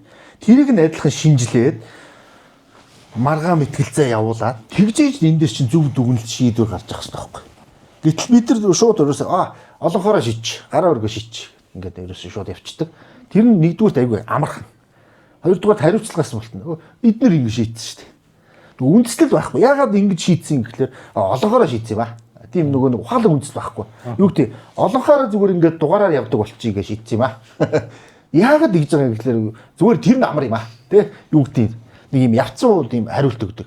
Үндэслэл цаанаа нэг юм шинжлэх ухааны ч юм уу учир шалтгаантай ингэвэл бидний нийгэмд сайн илүү бага одоо юу гэдэг хохирлолтой илүү бага одоо санхүүжилт шаардлага гарна илүү одоо юу гэдэг экологический юм одоо аюулгүй гэдэг ч юм уу тийм шийдвэр байвал илүү үндэслэлтэй байхгүй. Гэтэл зүгээр олонхороо тэгээ гараа өргөцсөн. Тэгээ олонхын шийдвэр олонхын шийдвэрээ дагаад. Уг нь ингээд үннийг бас гэж хайгаад ах шиг байна. Одоо ингээд нэг үе бодоход ингээд одоо ингээд бүгдээрээ фэйсбүүкт эргэлзээд шүү дээ. Одоо ингээд нэг хэсэг эхлээд шууд итгэдэг байжгаад зурагтаа ярьдаг болгон одоо ингээд өмнө нь бол ганцхан зурагтын сувагтай, ганцхан сонинтой, ганцхан радиотой байсан. Тэрүүгээр нь ярьдаг юм болгоно үнэн гэж хүлээж авдаг байжгаад олон сувагтай болоод нэг хэсэг амар паниктчихсэн. За одоо ярьсан болгон үнэн биш юм байна гэдэг дээрээ шатаад хараад тэгээд аминдал үнний шалгуур нь олны үг ортой гэдэг үгээс шалгаж ах шиг байгаа юм. Тий. Бага тэгээд гол нь өөрийнх нь дэмждэг хүн тэрийг дэмжиж гин үгдийг хардаг гинэ. Тэр дэмжиж байгаа хүн бас нэг тийм худлаа яриад байгаа юм байна. Арай ч худлаа ярьчихааргүй юм байх хэвээр. Тэгээд чинь тэгээд би ингээ нөгөө тэрийг ийм одоо тэрийг ингээ нөгөө нэг тийм хүмүүсийг моолоод авах шаардлага байхгүй тэр чинь өөрийнхөө төвшөнд л аминдаа ингээд үннийг ирж хаагаад байна. Тэгээд хашхыг айгуух дэмждэг бол за энэ аргумент энэ одоо шуугаад байгаа юм дээр юу хаших ямар байр суурьтай байна. Тэгэд аминд хашхын байр суурийг харах гэдэг нь шүү дээ. Тэгээд олон хүн шуугаад байвал үний юм байна. За хаших тэрэн дээр үнэн гэд хэлчихвэл үнэн юм байж магадгүй юм байна. Тэгэл аминдаа өөрийнхөө ингээд хоёр нөгөө мэддэг ухаантай гэж бодсон ч юм мэддэг гэж бодсон хүмүүс нь энэ байр суурийг баримталж ивэл те. Эдгээр бас арай нэг буруу юм хийхгүй байх, хэлэхгүй байх эдгээр гэл дагчдаг. Тий. Гэх мэт чинь ийм үедээ шалгуур гаргаж. Тэр үннийг нь олохын тулд тухайн хүн нэлээд судлаад тухайн объекттой гэдэг ч юм уу асуудал гаргасан тэр одоо сэдвийг те. Боломжит бүх аргаараа судлаад мэдээлэл аваад ингээд тухайн одоо юу болсон юу болоогүй гэдгийг хангалттай их сурвалж дээр бүх мэдлэг мэдээллийг хангалттай гэж мэдээлэл авсан гэж үзсний үндсэн дээр дүгнэлт гаргах хэрэгтэй байхгүй. Тэрэнд чинь нэг дуус цаг хэрэгтэй. Оюуны айгүй хөдөлмөр хэрэгтэй. Бараг мөнгө хэрэгтэй. Тэр хүн болгонд тэр цаг хугацаагаа зарцуулаад үнэхээр одоо юу гэдэг одоо элбэг дөрж ингээд уулцсан юм бoo мүү гэдгийг нь судлаад хаашаа яаж очсныг бүгдийг нь ингээд тийм хүн болгонд тийм боломж байхгүй байхгүй. Тэгээд ийм нөхцөл яах ёстой вэ гэхэлэр уул нь бол нөгөө бас хэрэгч байна уугүй ч юм уу те. Ямар хялбарыг боддог байхгүй. Энэ мэдлэгтэй бас нэг юм сурсан мэдсэн те юм судалсан байх. Энэ ингэж бодож байгаа юм чинь бас үнэн ортой байж магадгүй гэл нөгөө нэгийг дагс нь баг эдийн засгийн хувьд яриг хэмнэлттэй болон хурдан багхгүй дүгнэлт ихт. Энэ дээр тулгуурлаад бас нэг философийн нэг юм юу гарч ирсэн байдаг урсгал.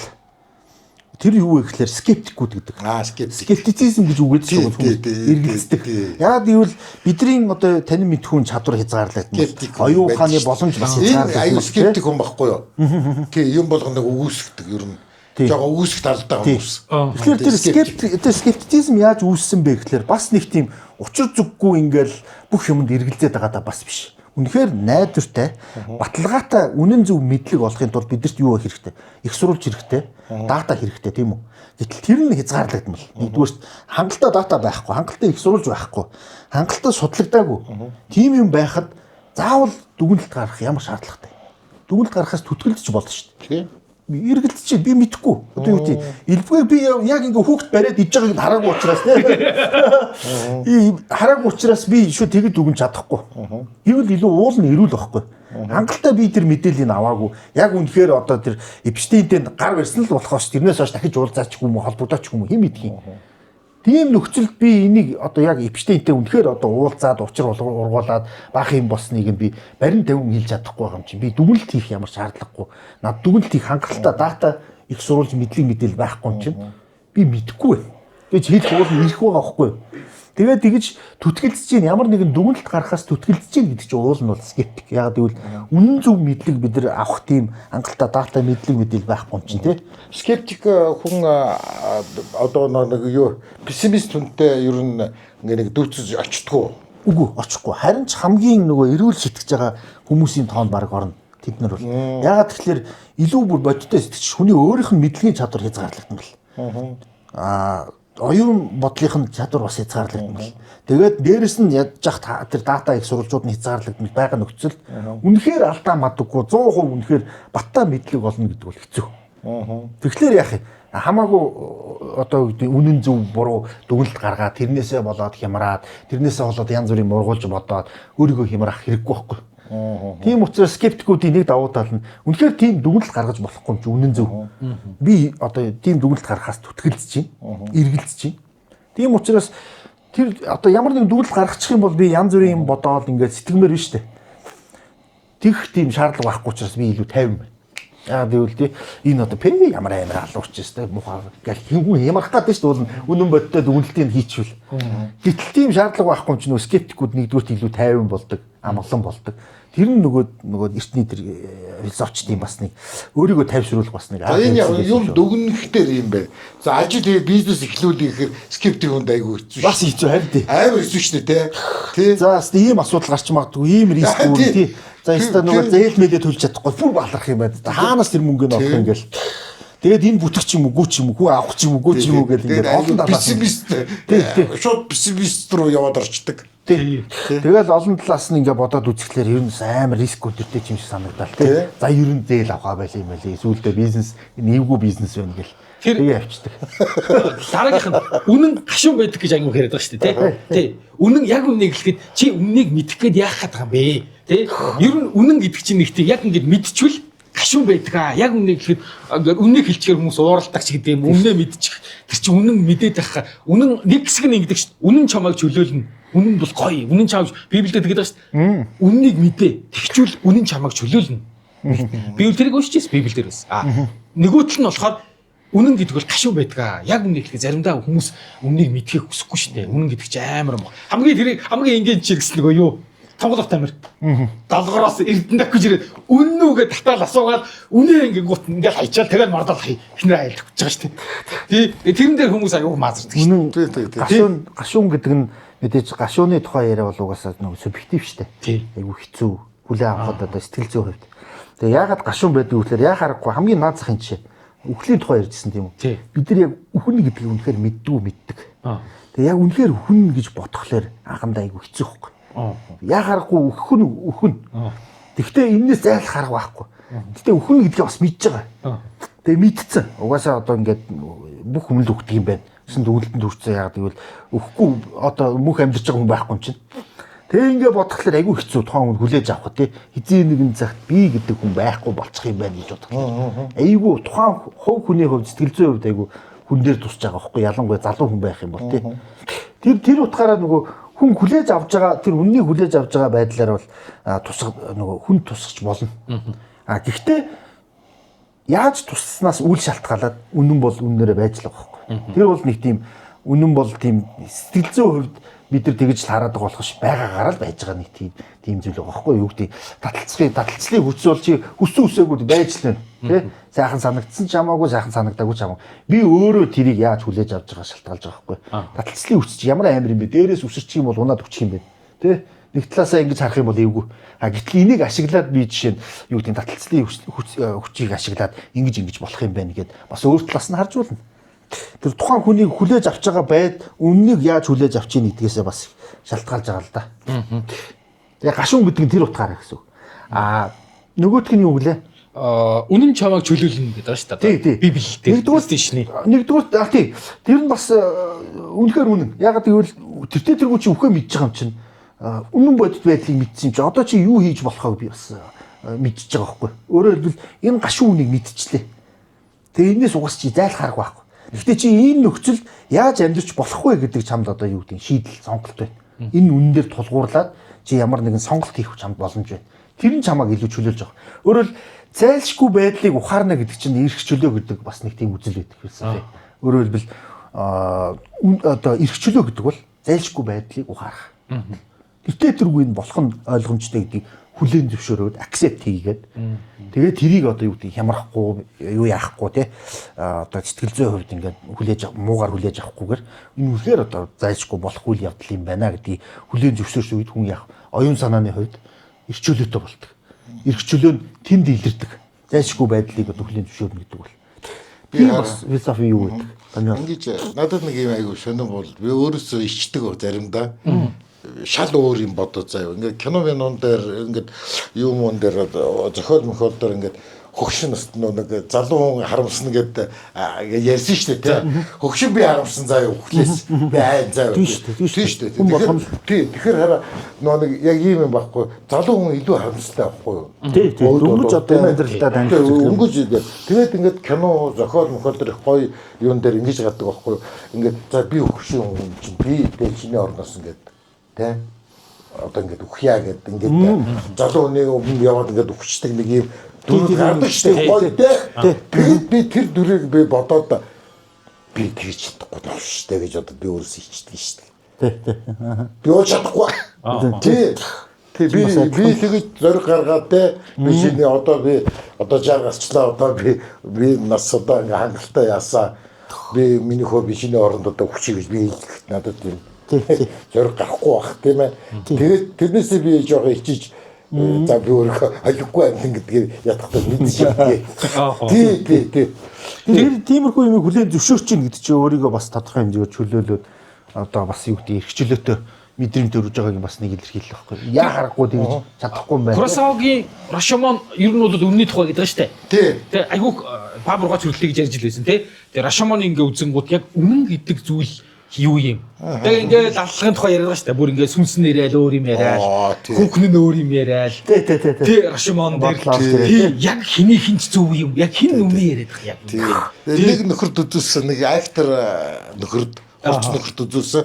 Тэгсэн чинь хүн болгоны өөр өөрснийхөө л үнийг ярьж ийн гэж яг хэлсэн. Тий. Хүн болгоны л үнэ. Өөр өөрийнхөө үнийг тий. Эйгүү тий. Тэгээ Куросавагийн Рашомон тэр үнийг хүлээж авахд ер нь би л авдаг ямар ч байсан. Би бол яг хармаас гэдгээ би өөрөө мэднэ. Тий. Надад яг ч юм бол тэр үнийг бодоогоо шүүгээд байх над хэрэгцээ байхгүй гэдгийг би ойлгосон. Тийм ээ. Яг туулийн үнэн юу ингээд би ойлгоод байх тий. Надад ямар ашиг байгаа юм. Уг нь ашиг байхгүй юу? Тийм мэдлээгээд үү? Тийм мэдлээгээд надад ашиг. Үнийн мэдлээгээд надад ашиг байхгүй гэдгийг би мэдчихэж байгаа байхгүй. Тийм болохоор за ингэж харддаг юм байна, ингэдэг юм байна. Надад нэг тийм бодол төрсөн. Тэгээ ер нь харин тийм нийтлэгээрээ үнэн гэдгийг бид нэр ухамсаргүйгээр баг ингээд бүгдээрээ санал нэгдэжээвэл үнэн гэж л баг ойлгоод байх шиг байна тий. Одоо сошиал дээр бол тэгж л хэлээд дээ тий. Тийм хандлага бол бас байна. Ер нь бүгдээрээ санал нийлэхгүй болохоор хин нь үнэн яриад байгаа юм л гэдэг байхгүй. Магадгүй өөр хөр гуруулаа нэр үнэн яриад ч магадгүй ш. Биш зарим нөхцөлдөл. Тий. Одоо хамгийн ойрхон өчигдрийн жишээ. Юун дээр юуны нөгөө нэг баг юм салцсан хосууд бибинийхээ тухай ярьсан юм байна. За. Нэвтрүүлэг. Юуны контент юуны Univision дээр орох гэж байгаа. Бүр нэвтрүүлэг нь гараагүй заа юу. За. Зөвхөн трейлер нь цацагдсан. За. Тэгэл нөгөөдөлцөд барьж идчих. Зөв трейлер чинь бүтэн нэвтрүүлэг нь бүр гараачгүй байхад трейлер нь цацагдангууд үнэлт хийгээд. Тий, тэгэнгүүт авчиад нөгөө тий ингээд хиний таньдгаас манай Зандагийн одоо X нь яриа өгсөн байхгүй. Тэгээ тэр нэвтрүүлэг нь гараагүй. За. Тэгэнгүүт л Зандагийн ч зүгээр алж ш тэнчээс. Талаас нь алж үзээд зүгээр. Юм уустанаг энэ нэр X. Тэгээд тэр минутын трейлерээс л ерөөсөө ингээд тэр сасан X-үүдийг нь тэр ямар арчаагүй залуу байс та тэгдэг гин ингээд авгаагаад тэгсэн гэж шүү дээ. Оо тэр чи ерөөсөө хүүхдээ юу байдаг хүүг чинь. Тэгээд тэгсэн чинь тэр нэвтрүүлэгт орсон хүмүүс нь тэгж яахгүй. Нэвтрүүлгэж гараагүй шүү дээ. Аль хэдийн тэгсэн чинь шүүгээд эхэлсэн нөгөө нэвтрүүлэгт орсон хүмүүс тэгээ уг нь нэвтрүүлгийн зорилго нь юу юм бэ гэсэн чинь ер нь яг ингээд нөгөө зайлшгүй ингээд одоо би салалт болвол юунаас бол салсан тэрнээс ер нь юу сурах хэвээр ер нь юу даван туулсан гэр бүлийн амьдралын тухай өөрийнхөө алдаа оноог ярьсан юм байна л да. Тэгэнгүүт бүгдээрээ X-ийн тухайд ярьж байгаа хгүй тий. Тэгэнгүүт нөгөө X-үүд нь нэвтрүүлэгт орсон мэдээг өгч салцсан юм чи. Тэгсэн чинь очиад зүгээр дайраад эхэлсэн тий. Салцсан. Тэгээд би бүр ингээ бүр гайхаж юм чи. Нэвтрүүлэг нь хараагүй байгаа. Нэвтрүүлэг нь зацагдаагүй байгаа. Гэхдээ аль хэдийн шүүгээд эхэлсэн нөгөө төлөв юм. Тий. Одоо хаших эхнэрээс саллаа гэхэд тий хашихын тухай хаших эхнэрийн тухай ингээ ярьж л тий. Тэгвэл тэрийг ингээ нэвтрүүлэг бичигдсэн гэхдээ урьдчилаад шторк цацагдсан. Тэгсэн чинь л ерөөсөө хүмүүс ингээс өө нүдэн бүлстэй манай ах шиг ингэсэн юм балиар мо шоломост юм тий. Нөгөө хатаг таалаа л та. Эгвчлээ эмгтэшүүдийн талд ордог ш та. Нийгмийн сэтгэл зүй бол тийм ээ. Эрэгтэй хүмүүс ер нь хүчирхийлж хийж яваад байгаа ш. Тэгээд ингээл нөгөө нэвтрүүлгийн цацагдаагүй байхад л зөөр ингээд аль хэдийн дүгнэлтээ хийгээд тий тэгээ буруу болгоо ингэ шүүгээ. Яг одоо тэр үнэн бас хэрэггүй байж магадгүй гэдэг дээр одоо ийм юу гэдгийг Аристотель гэдэг философч шүү дээ. Тэр яг номоо эхэлж байхдаа хүн бодлого мэдлэг рүү тэмүүлдэг гэдээ эхэлсэн байдаг байхгүй. Тэгээ ингээд анх би жишээ нь оюутан байхад бол за энэ баг үнэн бах юм. Хүн болгоно юмны цаад учир шалтгааныг үнэн мөннийг нь хайх гэж явдаг бах. Ингээд айгүй гоо гэгээлгээр төсөөлж байгаа байхгүй. Тэгсэн чи одоо саяны жишээ одоо энэ жишээн дээр те киноны жишээн дээр ч юм уу ер нь ингээд одоо массын төвшин, сошиал медиагийн төвшин ингээд харахаар хүн болгон үнэхээр юмны үнэн бодит одоо учир шалтгаан үннийг нь хайх гэж явдггүй юу гэдэг нь бол угаасаа амьдрал дээр харахаар үнэхээр эргэлзээтэй байдаг. Яг үннийг нь хайх гээд яваад байна уу эсвэл өөр таалагдсан ч юм уу мэдмээр байгаа өөрийнх нь нэг тодорхой нэг юм хүлээлтэнд нийцэх гэж тэр мэдлэг хайгаад байна уу гэдэг нь эргэлзээтэй байгаа байхгүй. Тэгээ яг ингээд бүгд үннийг хайж ийн үү гэхээр бас биш.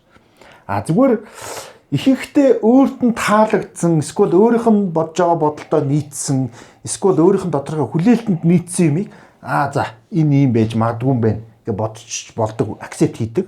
А яг үнэн бодит бүр үнэхээр одоо нөгөө нэг объектив үнэн гэдэг ч юм уу те туйлын үннийг нь бүгдээрээ адилхан ухаалгаар те чин үнэнчээрээ уйхгүй ирж хайдгүй гэхлээр бас тийм биш байгаа даа. Үнэхээр нөгөө судлаач эрдэмтэн мэрэгдэн тэрийг хайгаа явж идэм байна. А бид нар болохоор ер нь бид нар таалагдсан ч юм уу бидэрт энэ үнэн юм шиг байх гэсэн тийм юмтай нийтживэл окей. Эсвэл нөгөө олон нийтийн санаа бодолтой нийтжүүл эдгээр олон нийт хүлээн зөвшөөрчүүл энэ ер нь үнэн юм байна. Гэл ингээл одоо юу гэдэг хялбар төвшөнд зүгээр жажмент хийгээ явцдаг. Яг үннийг ингэж ирж хайж судалгаа хийж ингэж явхаас илүү тэр нь илүү хялбар болчиход байгаа байхгүй. Тэр утгаараа ер нь хүн бол ер нь бас яг үнэхээр үннийг хайдаг амьтан уу гэвэл яг одоо юу гэдэг натураараа бол бас биш юм шиг байна. Хүн одоо юу гэдэг мэдлэг дуртай хүмүүс нь эрдэмтэд судлаачд нь үнэндээ хайж явж идэг. Жирийн бидүүд болохоор өнөө маргаашийн жирийн бид гэж яриад байгаа. Бид жирийн бишүндээ жирийн тав ир гэж яриад байгаа. Хотлоо яриад байгаа. Юу нэг өөрийнхөө хувьд үнийг хэлж байгаа шүү дээ. Уг нь бол бид хоёр чинь жирийн те. Жирийн тав ирийн хувьд ингэж байгаа. Би үн философч юм да те. Би өөр үнийг мэдж байгаа. Та нар ер нь бол жоохон дотор мэдээд гэсэн баг юм гэдэг шүү дээ. Бас айгүй нэг тийм юу яагаад вэ? Өөрөө бид хоёрын жижигхэн болгоо те. Бидний болгоод байна те. Нөгөө одоо юу гэдэг энэ бол зөвхөн одоо яг Microsoft талаас нь ярьж байгаа ш нь хувийн дүгнэлт байхгүй юу? Яг ингээд хүмүүс бол ер нь харилцаанаас аялал мэдлэг үнэн рүү яг тэмүүлдэм үү гэж харахаар бас тийм биш байгаа. Зүгээр хэрэгт бол дурлалт юм билий хүн бол. Янз бүрийн хөөйгөл нэг юм одоо сонин үйл явдал болонгууд энэ юу болоо явчих вэ? Эсвэл энэ тийм нэг гинт нэг огцом дуу чимээ гарвал бүгд сонирхно. Юу гэдэг гинт нэг сонин нэг газар хүмүүс шаваад эхлэв. Сонирхно. Амар хэрэгт дуртай. Би бас гоё нэг юм ярьж байгаа. Нэг актер хүн надад ингэ зөвлөж ирсэн. За юу тушаал дэвших юм бол дарагдаад аягүй их таалагдах хэрэгтэй гинэ. Тэр бол ойлгомжтой тий. Тэгээд яаж яадаг вэ? Наа зах юм гинэ. Ингээд хурл бол ингээд сууж яагаад ингээд итгэл хийж яагаад ингээд тий. Дарагчин гараад итгэл хийж яагаад дарга руу ингээд хараад суугаалаа. Тэгээд ардста тамаа ингээд хүн орж ирэх бүгд ингээд эргээд хардаг гэж байгаа байхгүй. Нэр эргэж ярддаг байхгүй юу? За чи тэр үед эргэж харахгүй бол тэрчих. Тэр цаа эргэж харахгүй зүгээр яг ингэ харж дарагч тэр чинь үнэлдэг ч маш өндрөөр үнэлдэг ч айгуу чухал юм ярьж байгаа гэдгийг мэдчихсэн хүн байна гэ тэ. Амар зөвдөг байгаа. Тэр панк гэх. Тэгэхээр нөгөө нэг хүмүүс юмын хэрэг дурладаг сониуч юм сонирхдаг. Тэрийг бүр гүнзгий үнний төлөө явдаг гэдэг талаас нь ингэ туйшруулж бас харахаар жоох өрөөсгөл болчиход байна л гэж хэлээд байгаа. Тийм учраас хүн үнэхээр сониуч ямар ч юмыг ингээд анхаар юу болчих вэ? Хаана юу яриад байна? Хүмүүс юуны тухай яриад эхлэв гээл те. Тэгдэг сониуч бол байдал бол хүн болгоно байна. Бүр натураараа. Гэтэ харин тийм тэгвэл ер нь нэг юм биднийг тэр уул нь бол үнэн үү гэд асуугаад байгаа шүү дээ тий. Тэгэхээр сониучрах гэж байгаа. Тэгэн гутаа үнэн яриад байгаа юм уу гэд аминдаа бивнээс асуугаад байгаа комментоор тий. Бас ч гэдэг нэг шал агцсан байгаа. Тэгтээ тэр үнэн гэдэг өөрсдийнх нь шалгуурууд нь бол нэг юм хитгэн шалгуур л байгаа дах шүү. Нэрээ тий. Олуула яриад байвал өөрийнх нь дэмждэг хүн тэрийг дэмжээд байвал тий. Тэгээд өөрөө тэрэндээ итгэмээр санагдаад байгаа бололч гэдэг юм уу. Тэр заримдаа бол тэр ингээд итгэцэн хүмүүст яг бүр бодит факт гаргаад ямар ч нэмэр өгдөг биш. Харин тий. Бүр ингэж чинь урдаас нь бичээд байхад тэр фактыг үгүй л гэж танаадах ч худлаа л гэдэг юм шиг. Тий. Тэр нь болохоор одоо ямар нэг юм тайлбарлах хүн өөрийн гэсэн нэг юм онолтой болчихлоо шүү дээ. Онол гэдэг ялангуяа европчууд айгүй их тэгж ярьдаг. Одоо чинь гэмт хэрэг ямар нэг юм болох юм бол за энийг тайлбарлах чамд нэг онол байна уу гэж ярьдаг байхгүй. Тэр нь өөрөөр хэлбэл нэг тайлбарлах ямар ингэж ийм юм болсон гэдэг юм тодорхой юм цогц те эхлэлээсээ төгсгөл хүртэл нэг юм цогц юм санааг хэлээд байгаа байхгүй. Тэгэхээр тийм хүн өөрийн гэсэн нэг юм тайлбарлах онолтой болчихвол тэр нь амар байдаг юм байл та. Юмыг ингэж яагаад ингэчүү тэгчүү гэж нэг бодоод ах шаардлагагүй сэтгэлийн зовоогоод тахгүй. Энүүгээр л тайлбарлаж. Одоо юу гэдэг дээр үед бол юу гэдэг бурхан Зевс Мэвс одоо ямар нэг юм бурхан л энийг тэгсэн баг. Тийм учраас одоо энэ бурхны хийж байгаа ажил гээд тэгчүүл толгоон дамар байгаа байхгүй ямар учраас тэгсэн ингээд өөрөө хайгаад ингээд ах шаардлагагүй толгооны л бас нэг нөгөө тархины нэг юм залхуурал маягийн те юу үйл ажиллагааг жоохон эффектив тэгээ энерги баг зарцуулдаг тийм болох гэдэг шүү дээ хүний тархичи өөрөө бас нэг хэмнэлт үүсгэх гэдэг те тэрэн шиг юм бэлэн онол нь олдчихвол тэгэл тэрүүгээр л тайлбарлчихна тэгээ тэр онол нь хичнээн буруу гэсэн өөр тайлбарлах онол байхгүй юм чи яах вэ тэгээ тэрийг солимооргүй шүү дээ болно тэрүүгээрээ л баг тэгээд яваад юмаа тайлбарлалчуд баг амар байгаа байхгүй. Өөр нэг нарийн онолыг би дахиад тэрийгэ бодоод бясалгаал өөрийн гэсэн тийм онолтой болоод тэг тайлбарлах тийм арга барилтаа болно гэдэг чинь бас тархины оюуны айгүйх тийм ажил байхгүй. Ер нь бол имийг ингээ өөрийн гэсэн тийм тайлбарлах одоо юутай болно, онолтой болно гэдэг чинь. Тийм учраас нөгөө нэг залхуурал бас байгаад шиг оюуны те. За ингээл ойлгочих. Тэр нь амар. Тэгээ өөрөөр хэлэхдээ одоо тэрийг чи хүлээж авахд энэ онлоор ингээд авч үзэхэд биш байхгүй. Хүлээж авахд хэцүү учраас шууд игнор та тий. Тэгээд идэг юм шиг харагдаад байна. Энэ хараа одоо ингээд гэртээ наад зан жишээ заяа. Гэртээ орвол юугаа асаагаал те, гэрлээ асаагаал те, тавч өмсөөл тэг деван дээрээ хөвтөл телевизээр асаагаал те, цайгаа уугаад энэ бодох юу шаардлага байхгүй гэж байна. Тий автоматар хийх. Тэр чинь зүгээр автомат заавал би очиж суух хэрэгтэй. Тэгээд аврах хэрэгтэй. Тэгэхгүй би болохгүй. Тэгээд бүх юм бодоод явж чи бүр яа. Тийм бодоо. Тэрүүдээс айгүй хэлбэрчиж байгаа юм гэсэн шүү. Тий. Тэр онцлог буу юм чинь мартуулдаг гэдэг чинь тэр чинь бас тархинд бас илүү амар болчихж байгаа юм шиг. Айгүй тэгэж айгүй хүнийг бас цэвэрлж өгч идэг юм гэсэн шүү дээ. Тийм тэгэхээр энэ бидний организм чинь өөрөө тийм ээ оюун ухаан санаа чинь бас биднэрт бас ингээд уг дэмжлэг үзүүлэл идэг юм биш үү. Гэхдээ хэдэрхий хэлбэршүүлч бол айгүй бас сөрөг талтай юм байна. Тэгэж бодлоо тийм ээ. Тарих өөрөө үндсэн баг үндсэн зорилго нь юмыг хэлбэршүүлэх юм шиг үл шүү дээ. Хэлбэршүүл тайлбарлахад өөртөө бүтээгчүүд чинь зохион бүтээгчүүд чинь нэг залхуу хүмүүсд юм хамгийн их чинь зохион бүтээсэн гэвчтэй. Яаж арай жоохон баг зардлаар тий байгаа юмараа хэлбэр би нэг унтшаад нэг тэр үед чинь юу нэг гэрний ламп багууд шөнө ороо ном уншдаг байхгүй юу. Тэгээд яг ингээд ном уншаад нойроод унтсан шүү дээ. Тэр гэрлийн унтраагаа ч яг орилдог.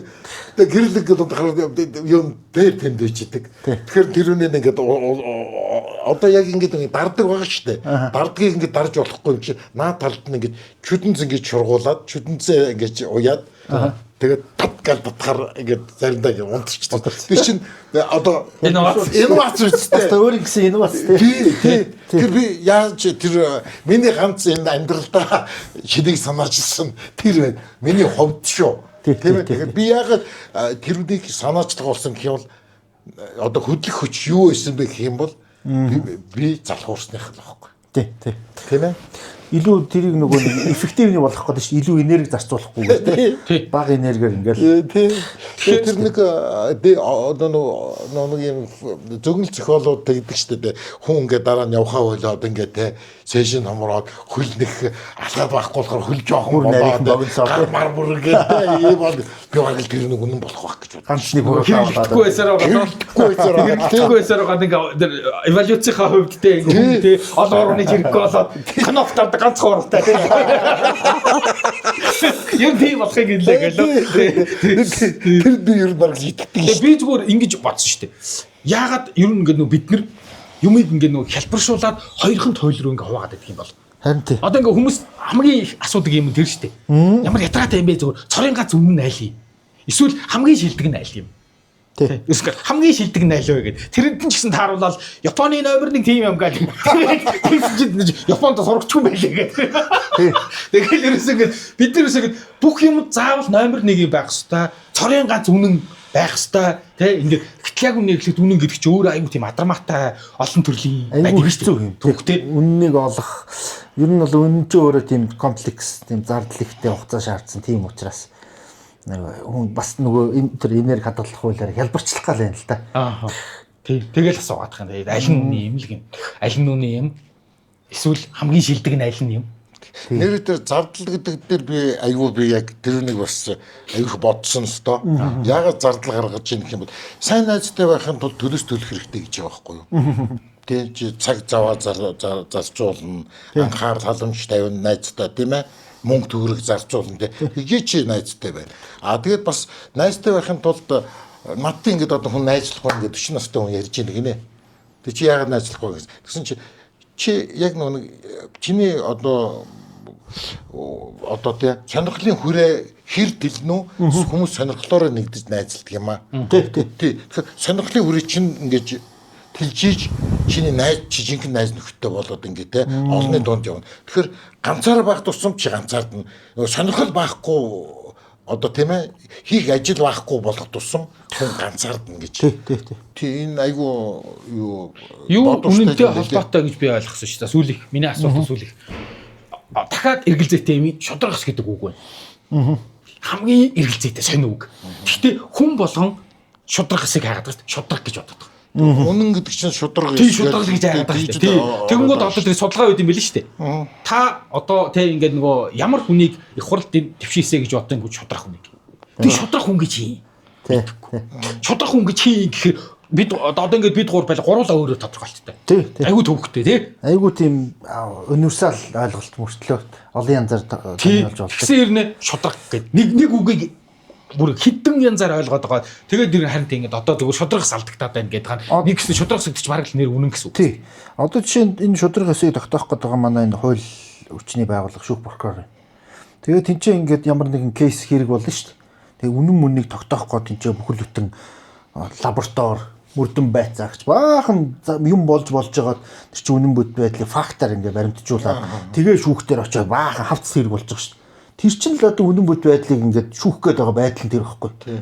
Гэтэл бид нар эн чинь өөрөө үннийг олох гээд ингээд баахан зард гаргаж байгаа шүү.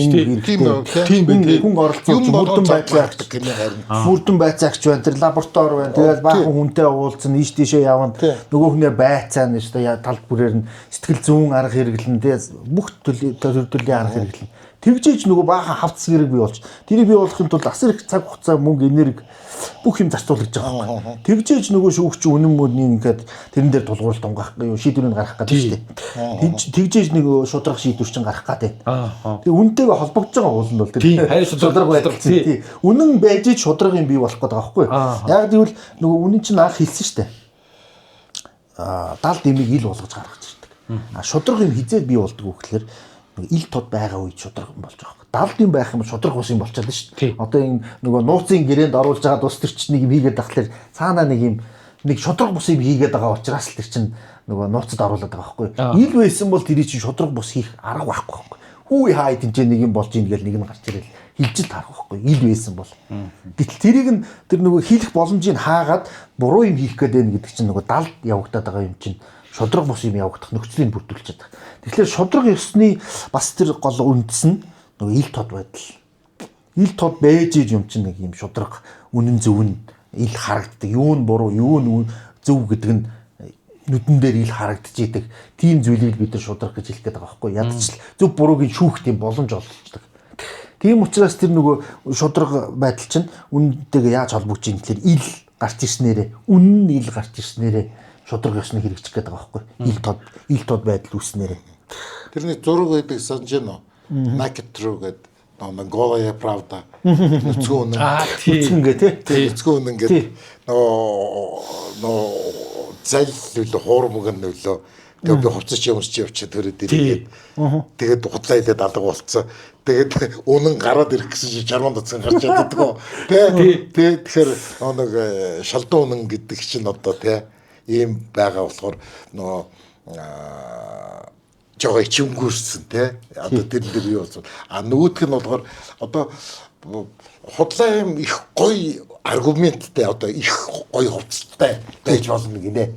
Үний юм шиг гоё тий гоё аттрактив байдаг худал юм бол тий их гоё байдаг. Ингээ яатсан байна тий. Тий яг үнэн гараад ирэх гэхээр яг үнжингүй нь болохоор таагүй чихтэр тий тэр санааг ингэж гоё зураг гэж гарсан мэт тий. Энтэй холбогдуулаад дээр би нэг ярих гэжсэн нэг юм бас орхичлээ. Одоо үнэн одоо тийм аттрактив байдаг гэдэг чинь бас тэндээс ямар санаа төрсөн бэ гэхээр аттрактив. Тий. Худал бол ер нь маш олон байдаг. Олон янзын худал байдаг. Тэгээ үнэн болохоор харин нэг байдаг байхгүй. Гарцаагүй нэг үнэн бодит байдал байдаг учраас яг л олон үнэн байх юм бол аль нь яг үнэн юм бэ гэдэг асуудал ячтай тэрг бол гарч ирнэ. Тэгэхээр үнэн эцсийн дүндээ нэгдмэл нэг юм цул нэг юм байх хэрэгтэй байхгүй. За. Гэхдээ нэг гэдэг нь зөвхөн нэгнийх нь үнэн биш. Ерөөсөө үнэн гэдэг юм чинь өөр нэг байдлаар харсан ч нэг өөр нэг үнэн, өөр нэг байдлаар харсан ч өөр нэг үнэн биш. Ерөөсөө яаж ч бодсон одоо нэг л тийм дүгнэлтэнд хүрэхээр, нэг л тийм ойлголтод мэдлэгт хүрэхээр тийм л юм байх хэрэгтэй байгаа байхгүй. Нэг олон янз биш. Тэгэхээр нэгдүгээр тэр, хоёрдугаар тэр нэг гэдэг нь бас их сони юм нэгдмэл нэг юм зүйл байх хэрэгтэй болчиход байгаа. Яагаад гэвэл нөгөө жишээ нь хоёр хүн ингээд хоёулынх нь хувьд үнэн биш үү? Тэрнийх нь үнэнгийг бас давхар ахуулсан тийм нэгдмэл зүйл болох шигтэй болж байгаа байхгүй. Ягаад гэвэл хоёулынх нь хувьд бусад хүмүүсийн хувьд ч гэсэн үнэн байгаад байгаа. Ягаад гэвэл тэгж харах нь бас тодорхой үндэслэлтэй учир шалтгаантай. Тэр үннийг нь шингээсэн тийм нэгдмэл нэг юм байх хэрэгтэй болчиход байгаа. Хүн бол явж. Ягаад гэвэл олон юм болохоор худал болчих гээд. Тийм учраас үнний нэг онцлог шинжин тэр байгаад байгаа. Ганц одоо нэг л байх хэрэгтэй. Өөрөөр хэлбэл одоо гэмт хэрэг дээр ярив. Нөгөө нэг нь хохирогч, нэг нь одоо юу гэдэг хохирогч хоёр тий. Ингээл өөрийнхөө тайлбарлаж байгаа шүү дээ. Тэгээ хоёул үнэмшилтэй ингээд өөр аргументтэй. Гэтэл бодит байдал дээр бол нэг л үйл явдал болсон байхгүй тийм. Нэг үйл явдал гэхдээ нэг үйл явдал нарийн юм процесс болсон байхгүй. Чи олон болж байгаа шүү дээ. Одоо нэг процесс болохын тулд тий. Зөвхөн нэг үйлдэл биш, олон үйлдэл юм нөхцөл бүрэлдэж ийж те фактор хүчин зүйлүүд бий болж ийж нэг юм үйл явдал болж байгаа шүү дээ. Тэгээ тэр чинь олон талтай байхгүй. Тэр олон талтай чинь нийлж байгаад нэг юм болж байгаа шүү дээ. Нэг л кейс болж байгаа байхгүй үйл явдал. Юу гэдэг нэг юм одоо гэмт хэрэг боллоо гэх те. Олон хүчин зүйлтэй олон юу гэдэг фактор нөлөөлсөн тэгжээж тэр үйл явдал болсон байж таарч. Тэгээ тэрийг нөгөө хоёр хүн чинь хоёр талаас нь ингэж харж хэлээд байгаа. Хоёр тэр талынх нь хувьд бас үнэн, нөгөө талынх нь хувьд бас үнэн. Гэхдээ тэр өнцгөөрөө харж хэлээд байгаа. Гэхдээ нэг үйл явдал болсон байхгүй тийм чи хоёр үйл явдал болоогүй л байхгүй. Тэр утгаараа нэг үнэн. Дээрэс нь нөгөө бодсоор байгаа нэг дүгнэлтэнд хүрч штэ эрдэмтэд судлаачд явсаар хагаад нэг юм нэгдмэл дүгнэлтэнд хүрч штэ юу гэдэг хүн алж болохгүй, хүрээд алж болохгүй, бодлоо ярьж болохгүй, улгаа хийж болохгүй гэдэг ч юм. Ёс зүйн дүгнэлтэнд бас нэг бодож байгаа амьдралын туршлагаар ч юм хүрээд штэ. Тэг хурж байгаа тэр мэдлэг дүгнэлт нь бас нэг болчиход байгаа. Тэгэхээр явж нэг үнэн гэдэг юм чинь бас тийм олон янз биш тийм нэгдмэл нэг зүйл байх хэрэгтэй болчиход байгаа. Худал болохоор олон янз тий. Олон янзаар худлаа ярьж болно. Олон янзын вариант гаргаж ирж болно. Тэр нь өөрөө одоо худлын өөрийнх нь бас олон гоё худлаа байж болно. Үнэхээр үнэмшилтэй супер сайхан одоо өстой нэр аттрактив өстой итгэхээс өөр арга байхгүй тийм байж болно. Тэгээ тэр нь олон янзын хувилбартай байж болно. Тэгээд ирэхлээр худлын нэг онцлог нь болохоор юм олон варианттай байдаг. Үнэн болохоор юм нэгдмэл нэг юм цул юм байх хэрэгтэй юм болов гэж. Тийм нэг ялгаа байх шиг байна. Тийм учраас хүн явж олон янзын ингээд хүмүүс одоо нөгөө юм яриад байна. Яг аль нь үний юм бэ гэдэг чинь яг тэр нэгдмэл тэр хүнээсээ үл шалтгаалсан хамгийн одоо эцсийн туйлын үнэнг нь олж мэдэх гэдэг юм гэсэн үг шүү дээ. Аль нь яг үний юм бэ гэдэг байгаа чинь тийм. Гэтэл тэр нь болохоор яа харахгүй чи зөвхөн нэг талаас нь харах хэрэгтэй гэсэн үг биш болж байгаа. Олон талаас нь хараад олон тэр их сурвалж датаг энэ авч үзээд тэгжиж хүрдэг юм болж таарч байгаа байхгүй. Тэгж нэг бас харж болоод байгаа. Угаасаа бас тэгж одоо дүгнэхээс өөр арга байхгүй болчихдог. Олон үнэн байж болохгүй болчихдог. Тий. Олон үнэн байж болохгүй. Үнэн бол нэг байгаа. Олон талаас нь ингээд хараад тий. Олон талаас нь хадаад байл. Гэтэ нэг л юм байгаа. Тий. Худал бол олон янз байж. Олон янз байгаа. Олон варианттайгаа бүрстэй нэрэ гой хувилбартайгаа. За энэ хүргээд өндөрлөе те. Хитэн. Тийм учраас ер нь одоо дээр бид нар нөгөө хайрын тухай, бурхны тухай үнэн гэл одоо иймэрхүү ийм универсал асуудлууд бол философи өөрийнх нь асуудал мөн. Философи энэ тал дээр одоо үргэлж мөнхийн ялангуяа үнний асуудал дээр маргадаг, мэтгэлцдэг янз бүрийн онол мол гаргаж ирдэг. Тэгээ ийм ерөнхий сэдвүүдээр ингэж ярьж байгаа нь бас илүү хүмүүст сонирхолтой зүв сэдв сонгож авсан гэж би хэлэх гээд байгаа. Тий. Тэгээд бас эдгээр чинь хоорондоо бас их уялдаатай. Одоо үнэн гэдэг чинь бас гоод нөгөө шашны дундад зууны шашны үед чинь үнэн гэж юу гэх юм бол бурхан л гэж хэлсэн шүү дээ. Эзэн эзэн. Тэр л одоо үннийг мэдж байгаа. Тэр л үннийг гэрч тэр л бүгдийг мэдж байгаа гэдэг шалгуураар. Тэгээд дээрэс нь одоо энэ универсал асуудлууд чинь үнэн чинь ёс зүйтэйгээ холбогдчих чинь одоо энэ шашинтайгаа холбогдчих, философитойгоо холбогдчих, мэдлэгтэйгээ холбогдчих. Амар тийм ерөнхий олон талаас нь мүлжүүртэй тийм сэдв байгаа байхгүй. Одоо тийм учраас юу гэдэг нэг физикчдэр очиод үнний тухай асуувал бас мөн маргаан гарна. Одоо Эйнштейн тэгж хэлсэн харьцан гонол гэснээр дараа нь бас нэг өөр онол гаргаж ирдэг ч юм уу те. За Шинжлэх академийн философи хүрээлэнгийн энэ философи хүрээлэнгийн номоос шүү дээ. Тэгээ философи хүрээлэнгийн номын сангаас тэгээ философч Амантатай Ашигт хоёр яа амар философтлаа үнэн. За Философт нь л гэсэн үг шүү дээ. Би ч философт гэж ярина гэсэн тийм. Философт нь л гэсэн үг тийм. Яагаад гэж асуух хэрэгтэй гэдэг байгаа байхгүй. Хүүхдээ яагаад гэж асуухт нь хариулж байгаарэ гэж заавал тэг шийд хэлээд байгаа шүү дээ. Тийм. Ер нь ингээд юм яагаад гэд бодох хэрэгтэй гэдэг байгаа байхгүй ядахта. Яагаад тийм яагаад гэсэн гэдэг. Заавал асууж ах хэрэгтэй. Тэр чинь философи яг анхны шатны юм. Зөв тэгээ яагаад гэд зөв асуулт тавьж сурдаг юм гинэ. Тийм ээ. Ерөөсөө тийм гол одоо тэр яагаад гэдгийн цаана нөгөө нэг шалтгаан нэг юм байх ёстой гэж хүн хаяад нь шүү дээ. Тэр шалтгааныг мэднэ гэдэг чинь л яг нөгөө үннийг мэдэх. Тийм. Мэдлэг болж авахтай чинь шууд холбогдож авах. Тийм учраас яагаад гэдгийг хорж болохгүй тийм бити асуу өдр гэдэг юм уу те. Хорж болохгүй нэгдүгээр. Тэгэж асуухгүй харин байх юм бол тэр хүний одоо юу гэдэг эрүүл ухаан эрүүл байна уугүй байна уу гэдэг нь эргэлзээтэй болж ирэл. Одоо юу гэдэг энэ хүн яагаад хэлчихв? Шууд итгэхээсээ илүү тэгэж бас дотроо заавал асуух хэрэгтэй байхгүй. Ямар учраас ямар шалтгаанаар хэлчихв? Тэгэж асуухгүй хүн бол харин эрүүл ухаан нь эрүүл уугүй юу гэдэг дээр эргэлзэж болох байхгүй. Бүр ингэж асуухаа байт шууд ингэж итгэдэг хүн болчвол тэгээд тэр чинь тархитлагоогоо юуны төлд одоо юу гэдэг хүн бол төрсөн бэлээ ашиглахгүй байх гэсэн үг болчиход шүү дээ. За үг бол баярлалаа гэдэг шиг тийм. Баярлалаа. Сайхан Хөр хөрөө байхгүй. Үгүй машинж байх. Дилиж байхгүй бас одоо.